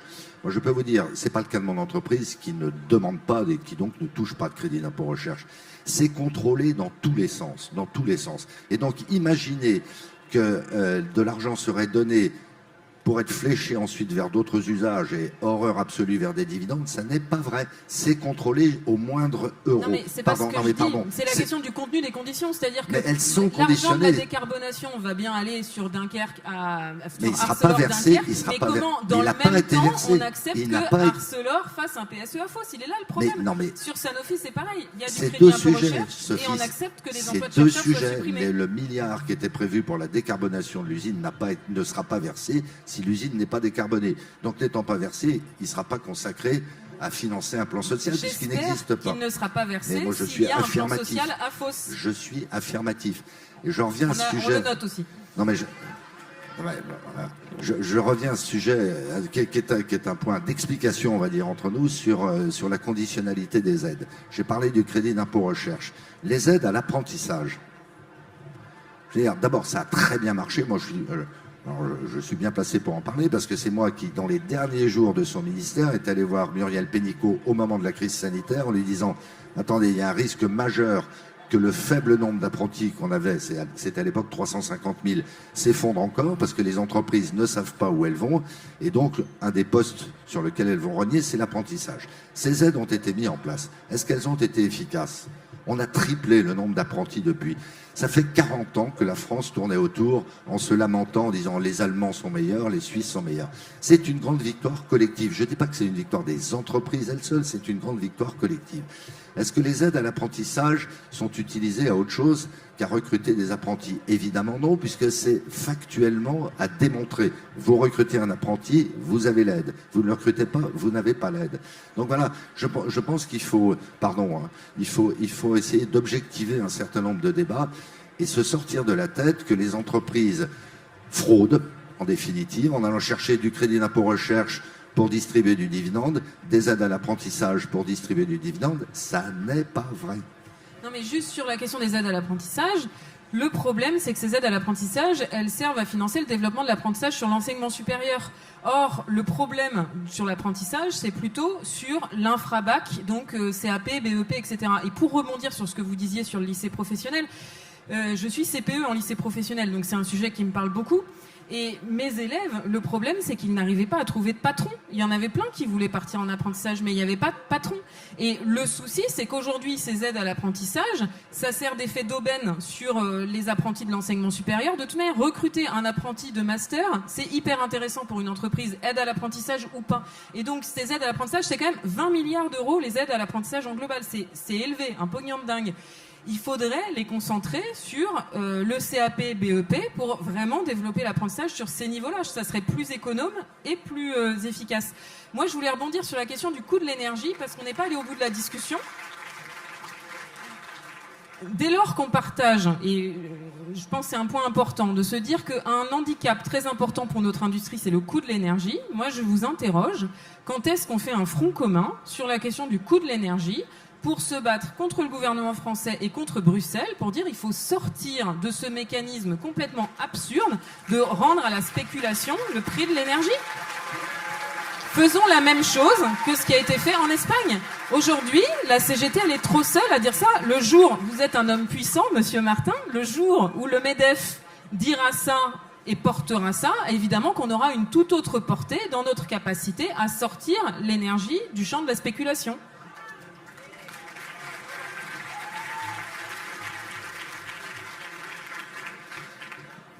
D'abord, il y a beaucoup de choses qu'on fait à bas bruit, mais vous de la même manière, au niveau européen ou dans le dialogue avec nos homologues patronaux d'autres pays. Et j'apprends à personne qu'il y a des, il y a des visions qui ne sont pas forcément partagées entre les Allemands, les Français, les Espagnols, etc., etc. Les Espagnols et les Portugais ont bénéficié d'une dérogation au système de tarification européen il y a maintenant 3 ans. Pour une raison bien simple, c'est qu'ils n'étaient pas connectés au réseau, pas suffisamment connectés au réseau électrique européen. Mais le sujet est malheureusement en un sens bien plus compliqué que ça.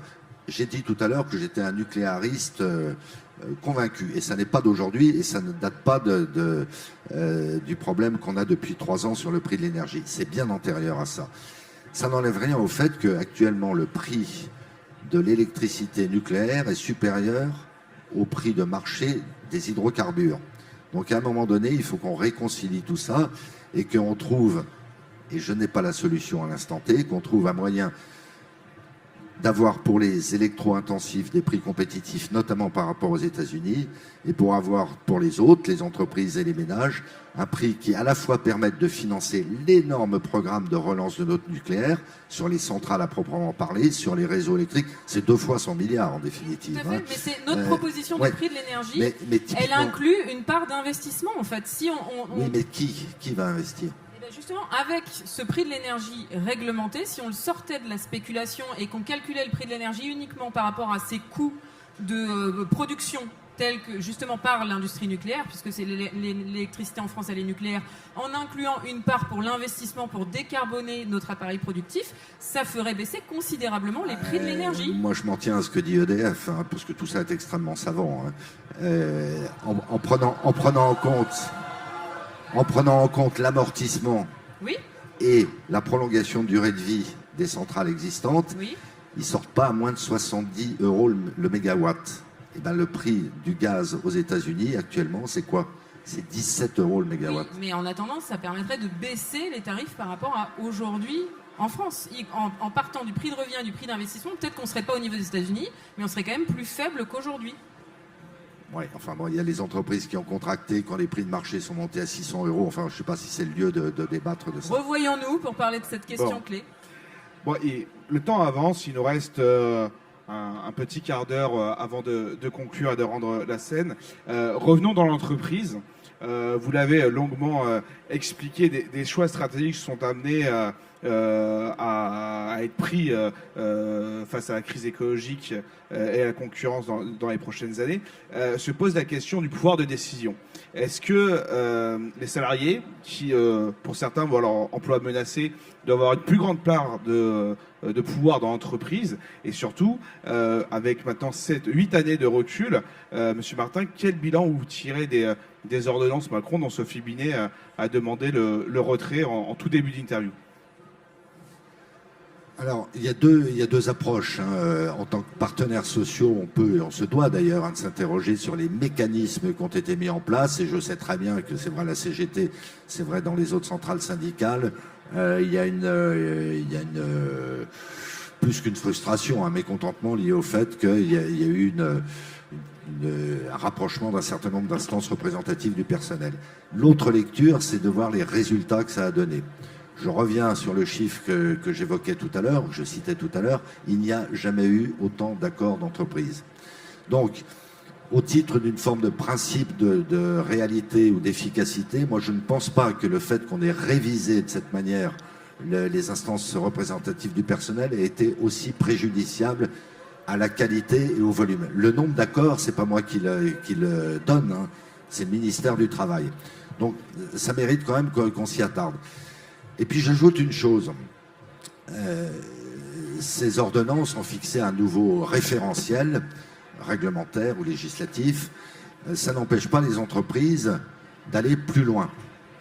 Et il y a un certain nombre d'entreprises qui, pas immédiatement, pour la plupart d'entre elles, mais avec le recul du temps, se sont dit que finalement l'éloignement de ces instances par rapport aux salariés pouvait être finalement préjudiciable au climat social et tout simplement à l'efficacité dans les entreprises.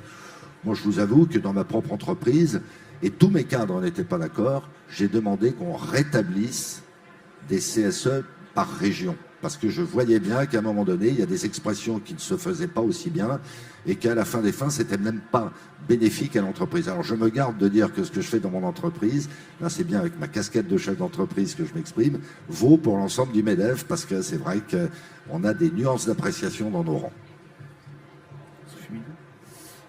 Oui, bon, moi j'ai lu avec beaucoup d'intérêt le rapport du comité de suivi des ordonnances qui a été coécrit par quelqu'un que vous connaissez bien puisque c'est Jean-François Pillard qui vient de l'UMM, un pilier du MEDEF.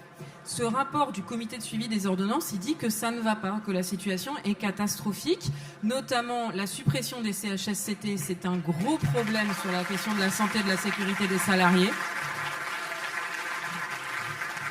Et le problème, c'est que là, au-delà de l'ambiance bon enfant, en fait, ça nous fait pas rire parce que derrière, c'est nos vies dont il s'agit. La France, elle a le record européen en matière de mortalité au travail et d'accidents au travail. C'est chaque jour 2 ouvriers qui meurent en France au travail. On n'en parle jamais. 2500 accidents du travail chaque jour. On vient d'annoncer tout à l'heure, j'en suis très fière, qu'on allait inaugurer un observatoire des morts au travail avec la ville de Paris. Donc la CGT en est partie prenante. Bah, moi, mon problème, c'est que c'est un observatoire juste pour Paris. Je pense qu'il faudrait faire ça au niveau national pour rendre visible ce fléau, parce que personne n'en parle, on n'a même pas des chiffres compilés. Et surtout, pour pouvoir se dire, il n'y a pas de fatalité. On l'a montré sur les chantiers des Jeux Olympiques, avec la charte sociale pour laquelle la CGT s'est battue. Grâce à cette charte sociale, on a divisé par 4 le nombre d'accidents du travail et le nombre de morts au travail. Ça s'est pas fait par magie. Ça s'est fait parce qu'on a multiplié par 5 le nombre de contrôles de l'inspection du travail. Donc il faut considérablement augmenter les effectifs d'inspecteurs et d'inspectrices du travail pour pouvoir faire ça partout. Et puis la deuxième chose, c'est qu'on a créé des prérogatives supplémentaires pour nous. On a rétabli des formes de CHSCT partout, avec des CHSCT de site intégrant les sous-traitants, des visites de chantier très régulières, patrons, représentants du personnel pour identifier tous les problèmes, etc. Ça marche.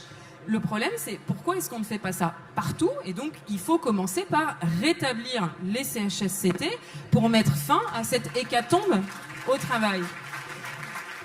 L'autre chose qui pose problème, enfin il y a plein de choses qui posent problème dans ces ordonnances, mais ce qui pose problème, c'est l'affaiblissement du rôle des branches dans leur capacité de régulation. On sait qu'on a besoin des branches, y compris dans la discussion qu'on a eue tout à l'heure, c'est la discussion sur il ne faut pas penser que toutes les entreprises sont des entreprises du CAC 40. Je suis tout à fait d'accord.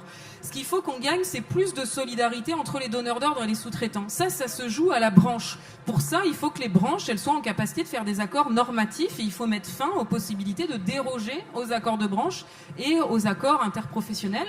Et puis, le dernier point, c'est que aujourd'hui, être représentant du personnel, c'est devenu mission impossible. Quand on est au CSE, il faut à la fois qu'on soit en capacité de maîtriser sur le bout des bois la situation économique de l'entreprise, il faut qu'on sache aussi travailler sur les activités sociales et culturelles, il faut qu'on sache intervenir sur les questions de santé et sécurité, le harcèlement sexuel, question très importante dans les entreprises, et puis il faut aussi qu'on soit présent en proximité avec les salariés alors que le nombre de représentants du personnel a été divisé par 3. C'est juste pas possible.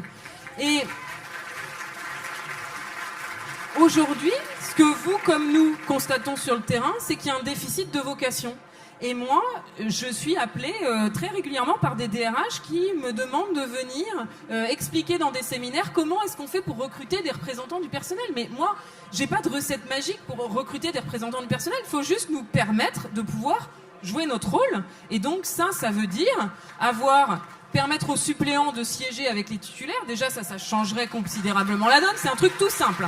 Ça doublerait le nombre de représentants du personnel. Garantir qu'il y ait systématiquement des CHSCT, contrairement à la situation actuelle. Généraliser les représentants de proximité. Voilà, c'est plein de propositions toutes simples.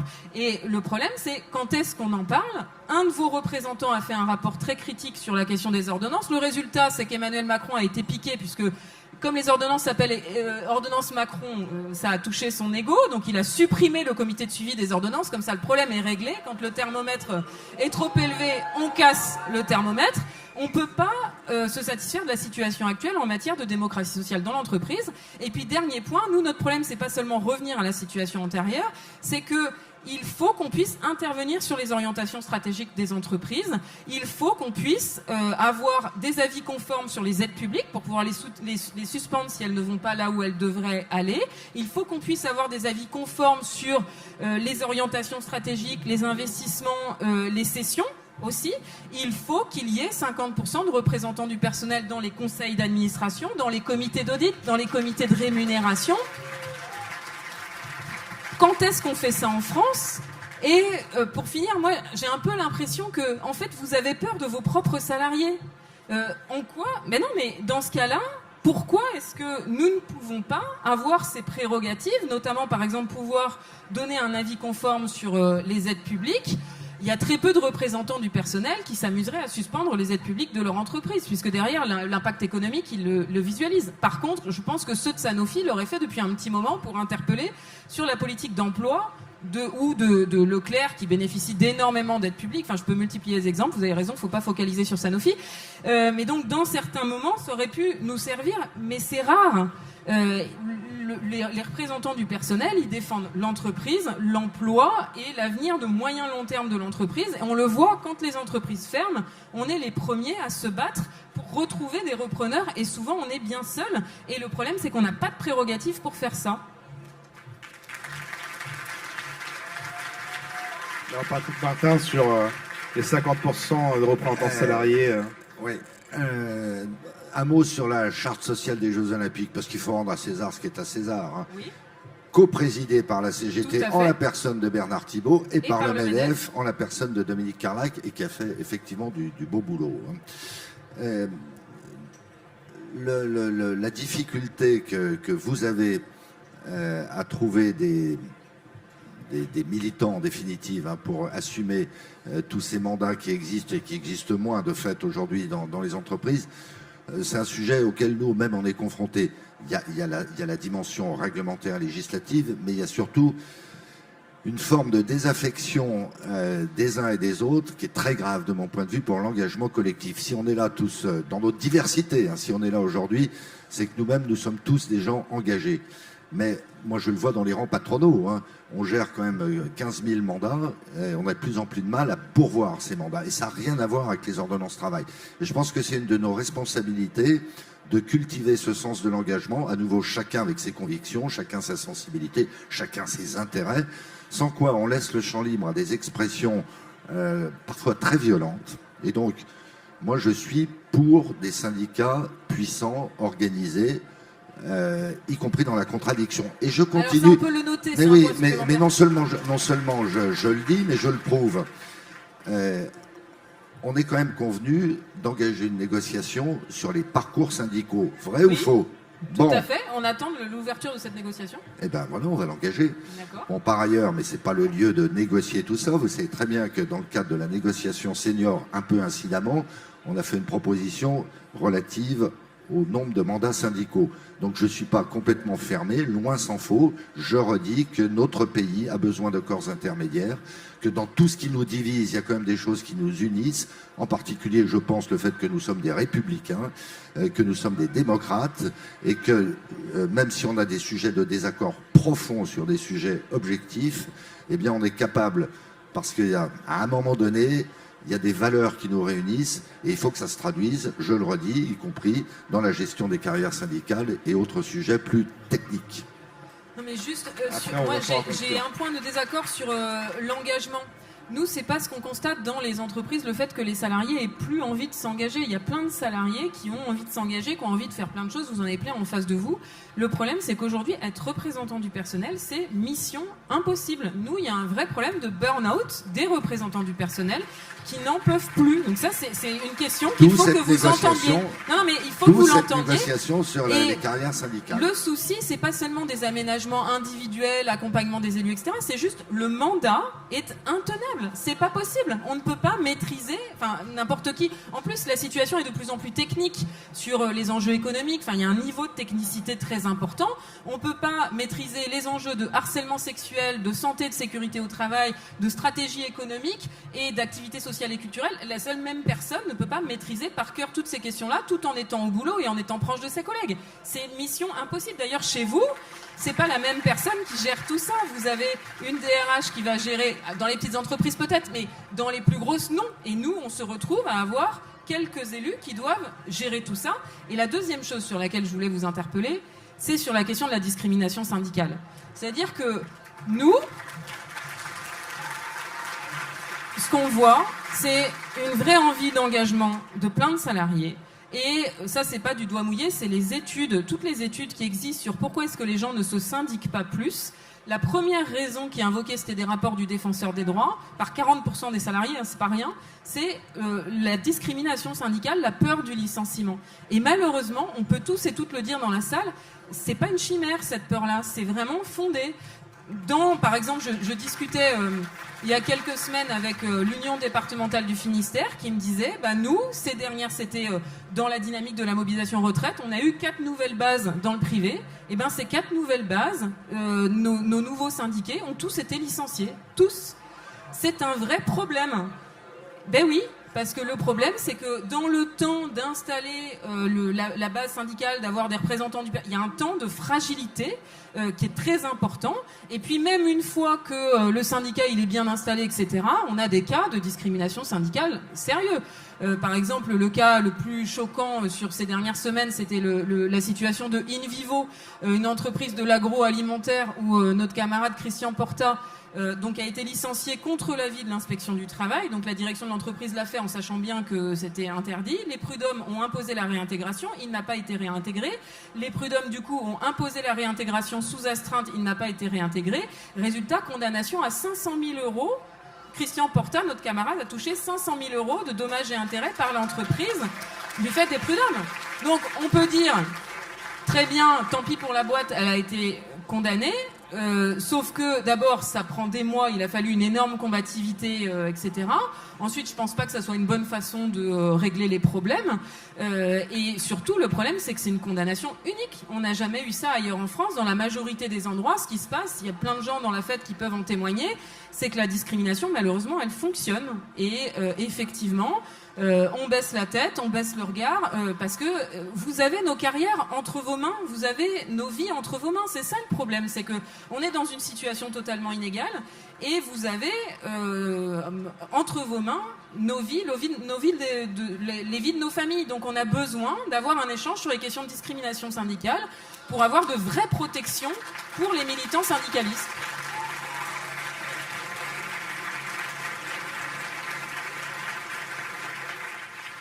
La réponse, et après on... Non, enfin, quoi que je puisse dire, je serai inaudible. Je pense pas que ce soit une généralité. S'il y a des cas comme ça, alors bon, il y a une justice. Le cas que vous avez cité le prouve. En tout cas, moi, c'est pas du tout ma pente naturelle. Je peux pas dire une chose et son contraire. Je peux pas dire qu'on a besoin d'organisations syndicales puissantes et m'accommoder, je dirais, mais en termes de conviction personnelle déjà, de cas de discrimination. Je risque l'hypothèse, non, je suis assez affirmatif, c'est quand même pas une généralité. Le chiffre que je vous ai donné, 40% des salariés qui ne se syndiquent pas pour cause de discrimination, ça c'est un chiffre. Et ensuite, je vous prends au mot. Non, mais je vous prends au mot sur votre sincérité et voilà. Mais dans ce cas-là, pour que justement ça ne soit pas une généralité, ça veut dire qu'il faut des sanctions dissuasives pour les employeurs qui discriminent et des protections préventives qui aujourd'hui sont insuffisantes. Donc parlons-en pour justement renforcer le syndicalisme, parce que le premier adversaire sur le syndicalisme, il y a quand même 40% des salariés du privé qui n'ont pas de syndicat dans leur entreprise. C'est une catastrophe et les déserts syndicaux ne cessent de progresser. On a des responsabilités donc, sur lesquelles on travaille. Il faut qu'on propose beaucoup plus à tout le monde de se syndiquer, notamment dans la fête de l'UMA. S'il y en a ici qui ne sont pas syndiqués, il faut vite régler le problème. Mais il faut aussi que les discriminations syndicales disparaissent. Un pays comme la France ne peut pas discriminer le fait syndical. Et malheureusement, c'est pas comme si j'avais un seul cas. En fait, j'aurais pu vous ramener une très très très très longue liste. Et donc, la méthode Claire, vous la connaissez peut-être. François Claire, en fait, c'est un militant de la CGT de la métallurgie qui a construit une méthode pour identifier la discrimination syndicale sur le déroulement de carrière. Et en fait, ça permet de faire des suivis de cohortes et de comparer la situation du syndicaliste avec la situation de la moyenne des salariés du même niveau de qualification.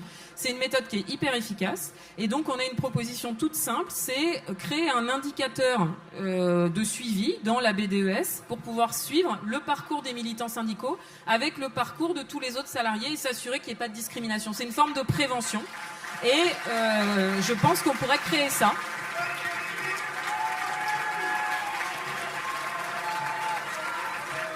Alors, je prends mon risque, hein, comme depuis le début de cet entretien, hein, mais évidemment dans le respect. Merci à nouveau, Sophie, de ce dialogue. Il m'a semblé entendre tout à l'heure une réaction plutôt hostile à l'UIMM. Bon, moi, je pense que l'UIMM, sur le plan social, fait des choses plutôt bien. Et la négociation qu'on a prévu d'engager sur les parcours syndicaux, elle est inspirée notamment par ce que l'UIMM a fait, qui couvre, me semble-t-il, un certain nombre des situations que vous évoquez. Avant de conclure, on va terminer par deux questions d'actualité. Monsieur Martin, vous avez rappelé que ce qui vous rapproche, notamment avec Sophie Binet, c'est les valeurs démocratiques et républicaines. On a connu un moment de vérité post-dissolution avec la menace à ce que l'extrême droite s'empare du pouvoir. Vous avez consacré beaucoup de vos interviews et prises de parole à critiquer le programme du nouveau Front populaire que la CGT a soutenu. Pourtant, vos critiques ont été beaucoup moins marquées à l'égard de l'extrême droite et du danger que pèse sur notre démocratie et partenaires sociaux l'arrivée de Jordan Bardella à Matignon.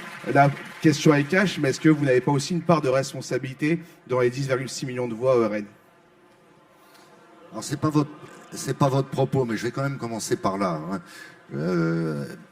Qui que ce soit qui me soupçonnera à titre personnel d'avoir des complaisances pour X ou pour Y, je l'attends au virage. Je ne vais pas vous raconter ma vie, mais je le dis avec une forme de gravité. Hein. Ensuite, ça n'est pas vrai ce que vous dites. Avant les élections, j'ai dénoncé la dangerosité du programme du RN exactement dans les mêmes termes que s'agissant du programme du nouveau Front populaire. Et j'ai même ajouté une chose. Interview au Figaro, c'est vrai lors des européennes. Parle sous votre contrôle. Oui, c'est vrai lors des européennes. Mot pour mot. J'ai même ajouté une chose, c'est que le MEDEF, parce que moi je ne fais qu'exprimer la position du MEDEF et je ne m'exprime qu'en tant que chef d'entreprise, j'insiste pas à titre individuel, je m'interdis de m'exprimer à titre individuel. J'ai même ajouté une chose, c'est que si ce programme avait été plus inspiré par les sociodémocrates, qu'on aime ou qu'on n'aime pas, je n'aurais peut-être pas été aussi sévère, le MEDEF n'aurait peut-être pas été aussi sévère à l'égard du programme du nouveau Front populaire. Depuis lors, c'est-à-dire depuis les élections, je pense qu'on s'est tous plus ou moins organisés, enfin on s'est pas beaucoup organisé dans ce sens. L'imminence de l'accession au pouvoir du Rassemblement national a été évacuée jusqu'au jour où.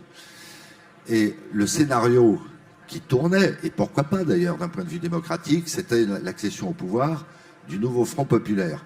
Donc j'ai redit, parce que pour nous, le sujet c'était le nouveau Front populaire, la menace imminente du Rassemblement national avait été évacuée. J'ai dit, il y a dans ce programme des choses qui nous paraissent objectivement dangereuses, et je continue à le penser. Non, je peux rebondir sur ce point. Non, mais moi, je pense que c'est vraiment un point dont il faut qu'on parle parce que c'est une question majeure, cette question de l'extrême droite.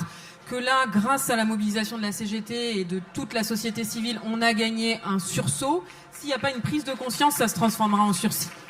Et c'est important qu'on approfondisse le débat parce que dans l'accession de l'extrême droite au pouvoir ailleurs dans le monde, le capital au sens large a une responsabilité importante parce que d'abord l'extrême droite elle est soutenue par une partie du capital, des milliardaires. En France, c'est par exemple Vincent Bolloré ou Sterrin qui a investi sur l'extrême droite.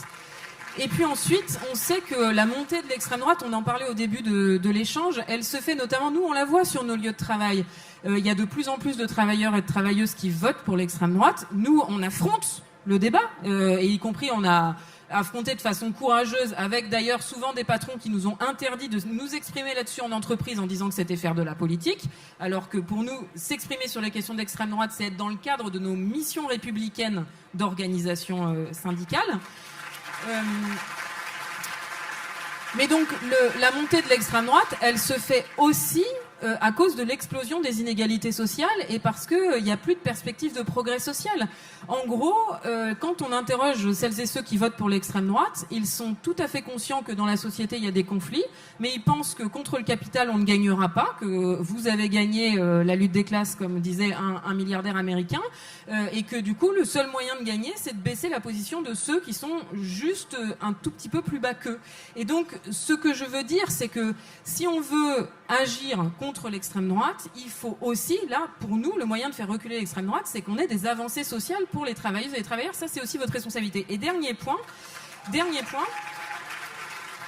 moi, le désaccord que j'ai avec votre positionnement, c'est que vous ne pouvez pas vous contenter de regarder le programme économique et social de l'extrême droite.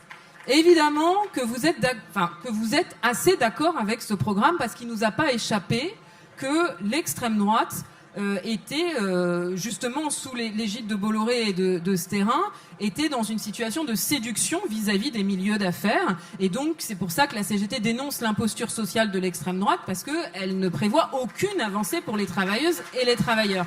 Donc, effectivement, si on se base juste sur le programme économique et social, moi, je comprends que pour vous, le programme du nouveau Front Populaire est plus un problème que celui de l'extrême droite.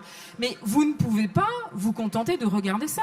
Dans le programme de l'extrême droite, il y a la préférence nationale, la fin des droits pour les binationaux, une série de mesures contre les libertés et contre les droits fondamentaux de notre République. Et c'est là-dessus qu'on a besoin de vous entendre. Parce que il faut que vous le montriez qu'en tant qu'organisation républicaine, ces questions-là ne peuvent pas... Et donc c'est pour ça qu'on ne peut pas renvoyer dos à dos la gauche, quelle qu'elle soit, avec l'extrême droite, parce que il y a une différence de nature entre l'extrême droite et tout autre parti politique, et là-dessus, c'est bien la raison pour laquelle, y compris au deuxième tour, la CGT, il y a plein de militantes et militants de la CGT au deuxième tour des législatives qui ont voté pour plein de gens pour lesquels ils n'avaient jamais voté de leur vie, avec des désaccords majeurs sur les questions économiques et sociales. On a mouillé le maillot. Parce qu'on sait que l'extrême droite, c'est un danger sans commune mesure, même si on est en désaccord complet avec les macronistes, la droite, sur les questions économiques et sociales, parce que c'est la régression des droits pour nous. En attendant, on a voté pour eux. Moi, j'ai voté 2 fois pour Emmanuel Macron pour empêcher l'extrême droite. Oui, voilà, et effectivement, pour empêcher, et je crois que je ne suis pas la seule dans la salle, pour empêcher l'extrême droite d'arriver au pouvoir. Le problème, c'est que ça peut pas être juste nous qui prenons à chaque fois nos responsabilités sur cette question-là. Et pour finir, les organisations syndicales, nous avons décidé de lancer une campagne unitaire de toutes les organisations syndicales sur les questions de racisme et d'antisémitisme sur les lieux de travail. Donc on va prochainement s'exprimer sur le sujet. Parce qu'il y a une progression très inquiétante du racisme et de l'antisémitisme partout en France et aussi sur les lieux de travail. Et donc on a besoin de vous entendre, le patronat, sur ces questions-là. Et surtout, au-delà de paroles pour dire effectivement le racisme c'est interdit, ça c'est vrai, il faut mettre en place des dispositifs dans les entreprises pour lutter effectivement contre le racisme qui s'exprime de façon de plus en plus décomplexée sur tous nos lieux de travail.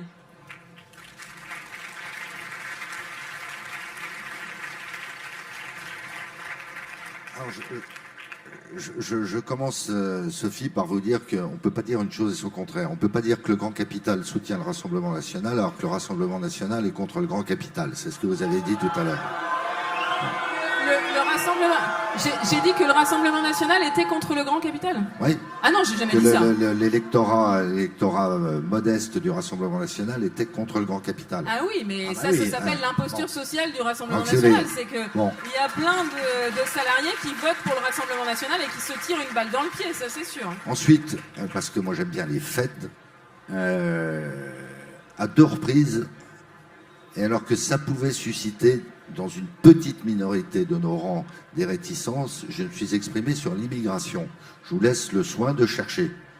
Je ne crois pas que ni de près ni de loin, ça me rapproche du Rassemblement national. Et d'ailleurs, ça m'a valu sur les réseaux sociaux, je m'y attendais, une avalanche de commentaires peu aimables. Bien. Donc je suis à l'aise avec moi-même. Mais au-delà de ça, les réponses, mais bien sûr, moi je le fais à l'instant, je peux m'exprimer publiquement, etc., etc. Mais les vraies réponses, c'est quoi? C'est de redonner à ce pays un espoir, une dynamique économique qui se traduira par la renaissance de certains territoires. C'est quand même de prendre en compte un certain nombre d'enjeux qui valent d'ailleurs pour les rangs patronaux, relatifs au respect des valeurs républicaines et de l'ordre public. Parce que quand je parle de valeurs républicaines, c'est toutes les valeurs républicaines, c'est pas seulement certaines. Et donc, moi, j'essaie de comprendre les ressorts de ce vote Rassemblement national. Eh bien, il y a une chose, au risque de me faire ruer, que vous ne me ferez pas dire, c'est que les 11 millions d'électeurs du Rassemblement national sont des gens négligeables. Je pense que dans le lot, il y a une immense majorité de gens qu'il faut écouter et à qui il faut apporter des réponses concrètes. Et c'est pas le président du MEDEF qui fait les élections. Bon. Non, mais moi je peux réagir pendant des heures. Ouais, mais il va falloir que malheureusement qu'on rende le plateau. Sophie, un mot. Il y a une journée de mobilisation le 1er octobre, jour de l'arrivée du budget devant les députés, quoique ça pourrait être retardé, on ne sait pas. Depuis 2017, la dette s'est creusée de 1000 milliards. L'Union européenne a ouvert une procédure contre la France pour déficit excessif. Est-ce bien raisonnable de demander des nouvelles dépenses dans ce contexte ? Oui, c'est tout à fait raisonnable, ce d'autant que nous, on propose des recettes, en fait, parce que cette dette, elle s'est accrue, notamment du fait des cadeaux d'Emmanuel Macron pour les plus riches et les plus grandes entreprises, puisque depuis le début du septennat d'Emmanuel Macron, c'est plus de 70 milliards de baisse d'impôts pour les plus riches et pour les plus grandes entreprises qui ont été consentis chaque année. Donc, sur le budget 2025, il suffit d'en remettre en cause une partie pour arriver à l'équilibre. Et puis, si on les remet en cause dans l'intégralité, on pourra très bien financer nos services publics et notre système de retraite. Et donc, cette mobilisation du 1er octobre, elle est juste indispensable. Parce que là, moi, je tiens à remercier Patrick Martin de s'être prêté à cet exercice qui, je pense, était intéressant pour toutes et tous.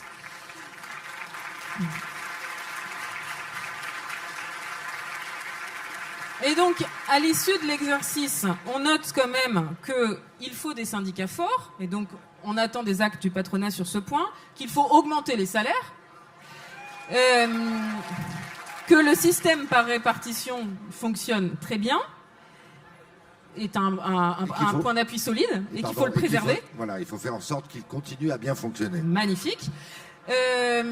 Et le dernier point, qui est sur la question de l'énergie et des prix de l'électricité, il va falloir approfondir la discussion sur la proposition de la CGT sur la baisse du coût de l'énergie. Donc, bon, il faudrait refaire beaucoup plus de débats à la fête de l'UMA et je pense que les choses pourraient évoluer. Mais malheureusement, s'il suffisait de débats pour faire changer la donne, ça se saurait. Donc, pour que le prochain budget 2025 et surtout que là, dans les entreprises et d'une façon générale, notre situation, elle s'améliore, il n'y a pas de secret. Il faut faire grève et il faut manifester. Et donc, le 1er octobre, on va aller chercher ces augmentations de salaire que Patrick Martin nous a promis. On va aller les chercher, donc chacune dans vos entreprises, chiffrez vos augmentations de salaire pour aller voir vos patrons et dites que vous serez en grève jusqu'à ce que les augmentations de salaire arrivent. Ensuite, la réforme des retraites, l'abrogation est à notre portée. Il y a une majorité de députés qui sont prêts à abroger la réforme des retraites et on n'a pas besoin du Rassemblement national pour ça.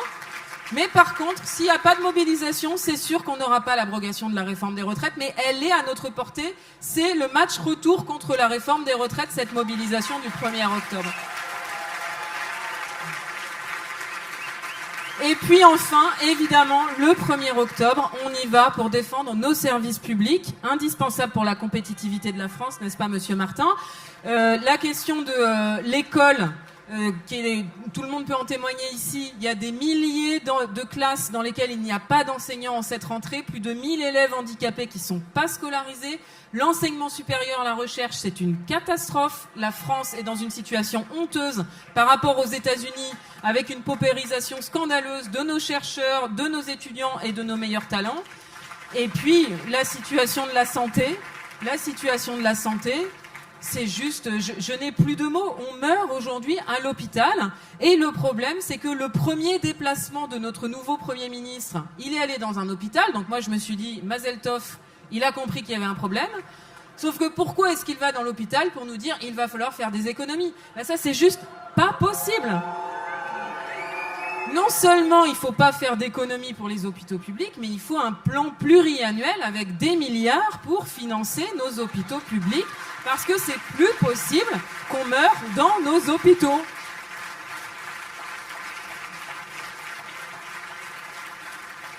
Donc rendez-vous toutes et tous le 1er octobre en grève et en manifestation jusqu'à obtenir satisfaction. Merci Sophie. Merci Patrick Martin de vous être prêté au jeu, de votre franchise aussi. Merci à vous et bonne fête de l'humanité. Merci.